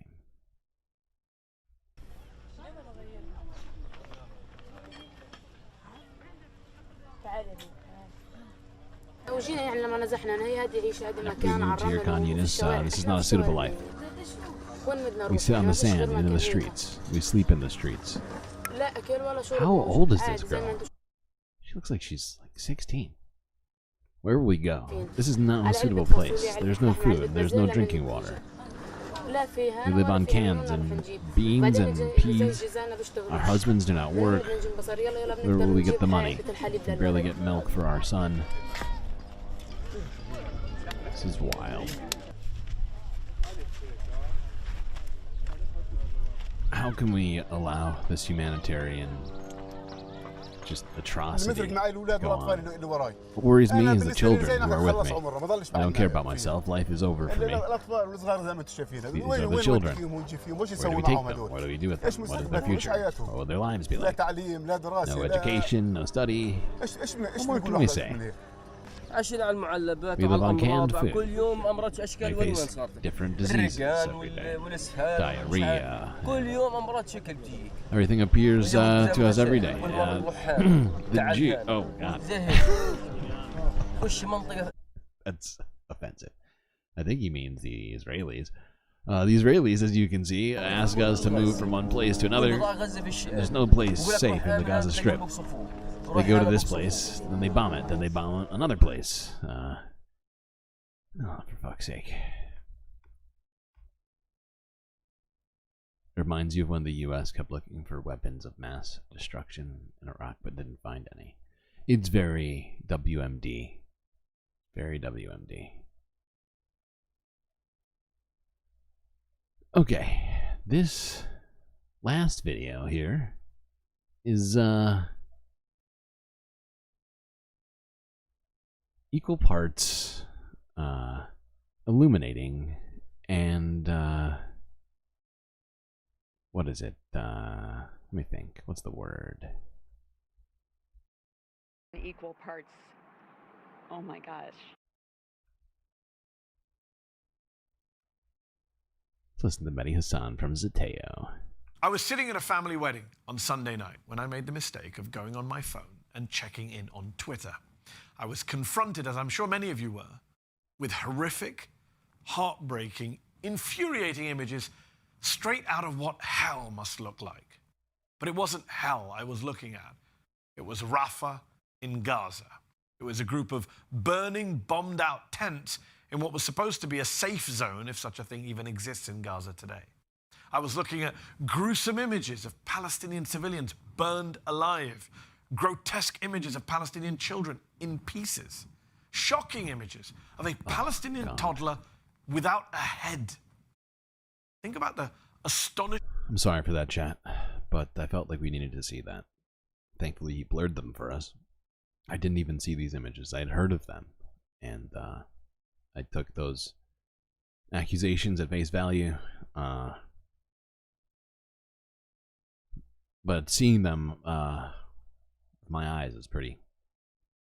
It's rough, and I'm sure it was rough on you. I'm sorry for that. The cruel irony at play here. After October the 7th, a lie went around the world. A lie went viral, with the Israelis falsely claiming that they had found 40 dead babies beheaded by Hamas. Beheaded babies. It wasn't true, it was promptly debunked, and yet it was cynically used for weeks, for months, even today, as part of a pro-Israel PR campaign to justify the ongoing genocidal assault on Gaza. On Sunday night, we saw an actual beheaded baby decapitated by Israeli ordnance, not imaginary beheaded babies, not the ones Joe Biden claimed to have seen pictures of, even though no such pictures exist, because no such beheaded Israeli babies, thankfully, exist. And yet we live in a world where non-existent images of imaginary beheaded Israeli children can help launch a genocidal war, but actual images of real-life beheaded Palestinian children don't force the entire world to bring an immediate halt to that war. Exactly. It is racism, is what it is, right? It's the justification of human catastrophe by way of racism. It's fun. It's fun. No, that's not it. It's fucked. That's what I meant. Sorry. Got my F words crossed. Such is the level of Palestinian dehumanization, such is the disregard for innocent Palestinian lives. Now, the response from the Israeli military and the pro-Israel crowd more broadly is, of course, but Hamas. Hamas were firing rockets from near that location. Plus, 2 Hamas commanders were allegedly killed in the Israeli airstrike, so that makes it okay. It makes it legal to attack that location, they say. As the pro-Israel side loves to point out, Article 28 of the 4th Geneva Convention says the presence of a protected person may not be used to render certain points or areas immune from military operations. So it was fine to bomb that Rafah location on Sunday night, they say. Yep. Except, even as though former Biden administration humanitarian them, official Jeremy according to Konyndyk, them, who is now president of themselves. Refugees International, as he pointed out, quote, not immune from military operations doesn't mean feel free to bombard a tent camp. Hamas's violations of international law don't magically permit IDF violations. Article 28 is not a hall pass that waives obligations of distinction and proportionality. And yet, Konyndyck's former colleagues in the Biden administration haven't had much to say since Sunday about the horror show in Rafah. Instead, we are greeted with bizarre and offensive headlines about the White House assessing if Israel violated red line with Rafah strike.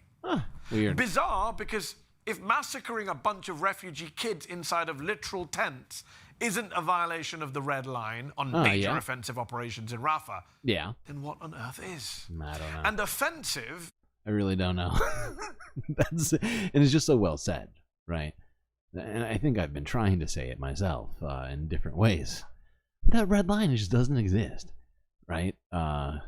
Israel for, what did we say earlier? Like a month and a half or longer, probably. Maybe, is it more than 2 months now? I'm trying to think of when they first telegraphed their intention to invade Rafah. That Rafah was the objective. Netanyahu said it. They amassed troops and and tanks, and then they did it. Starting with airstrikes, and then moving in on foot, and and tanks, mostly tanks, honestly. Which is, I think, if we heard, I'm trying to remember, but I think we heard either a State Department official or a Pentagon official say that, or was it Biden himself who said that tanks were the traditional method that they've been, I can't remember, but somebody said something about how tanks, that was the actual thing. Like the airstrikes didn't matter because tanks were how they usually invaded. But now, from the top of the Rafah whatever to the Philadelphia corridor, the IOF is in control by tanks. So it's just wow, it's just so confusing. Where is that red line? Just can't find it anywhere. It's hidden. It's in, oh, I just realized the red line must be in Hamas tunnels underground under Rafah. Oh my God. We all know the White House knows that Israel knows it crossed Biden's red line. But the White House would rather pretend it requires some sort of assessment, which won't happen, and is thereby taking us all for fools, offending our collective intelligence. Yep. The truth is that what happened in Rafah this past weekend was a reminder, if you still needed one, that there is no red line. There is no pink line. There is no line. There is nothing, it seems, that Israel can do, whether it's bombing a hospital, besieging a church, killing Jose Andreas' World Central Kitchen staff in a humanitarian convoy, or now decapitating small children, that will force Joe Biden's hand or pause U.S. military aid for Israel or make our leaders here in the United States disown Benjamin Netanyahu and his non-stop war crime. Couldn't do that. Biden will continue to shamefully fiddle as a... Yeah, he's... Oh, yeah. He's been fiddling. Literally burns. He's been fiddling.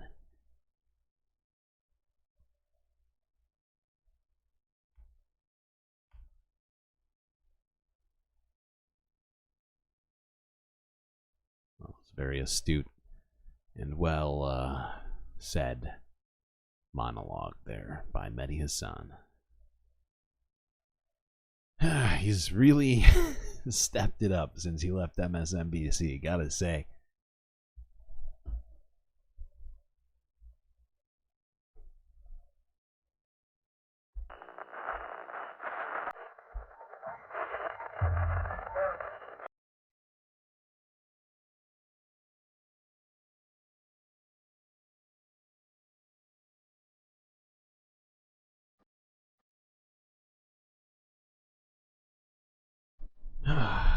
Well, made it through another one.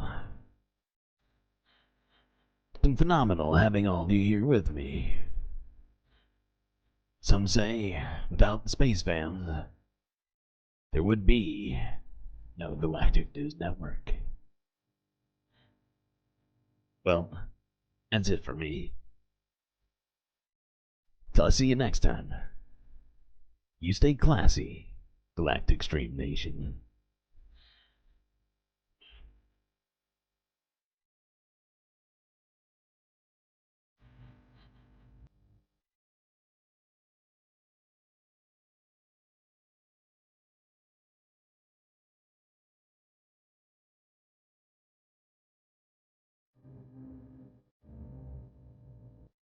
Can't forget these folks. These are your galactic patrons.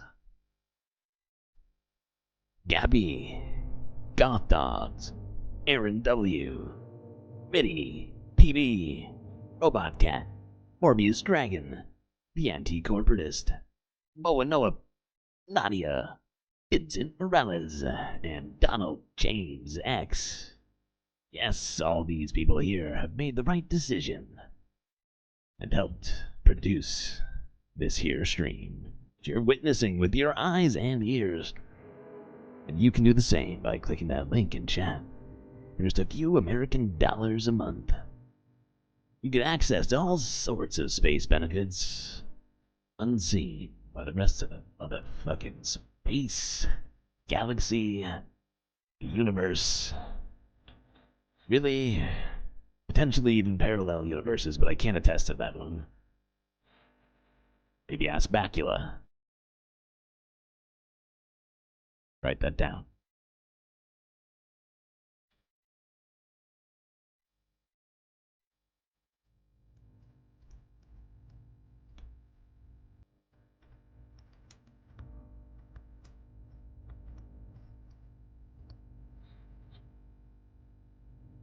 Do you know where you're going?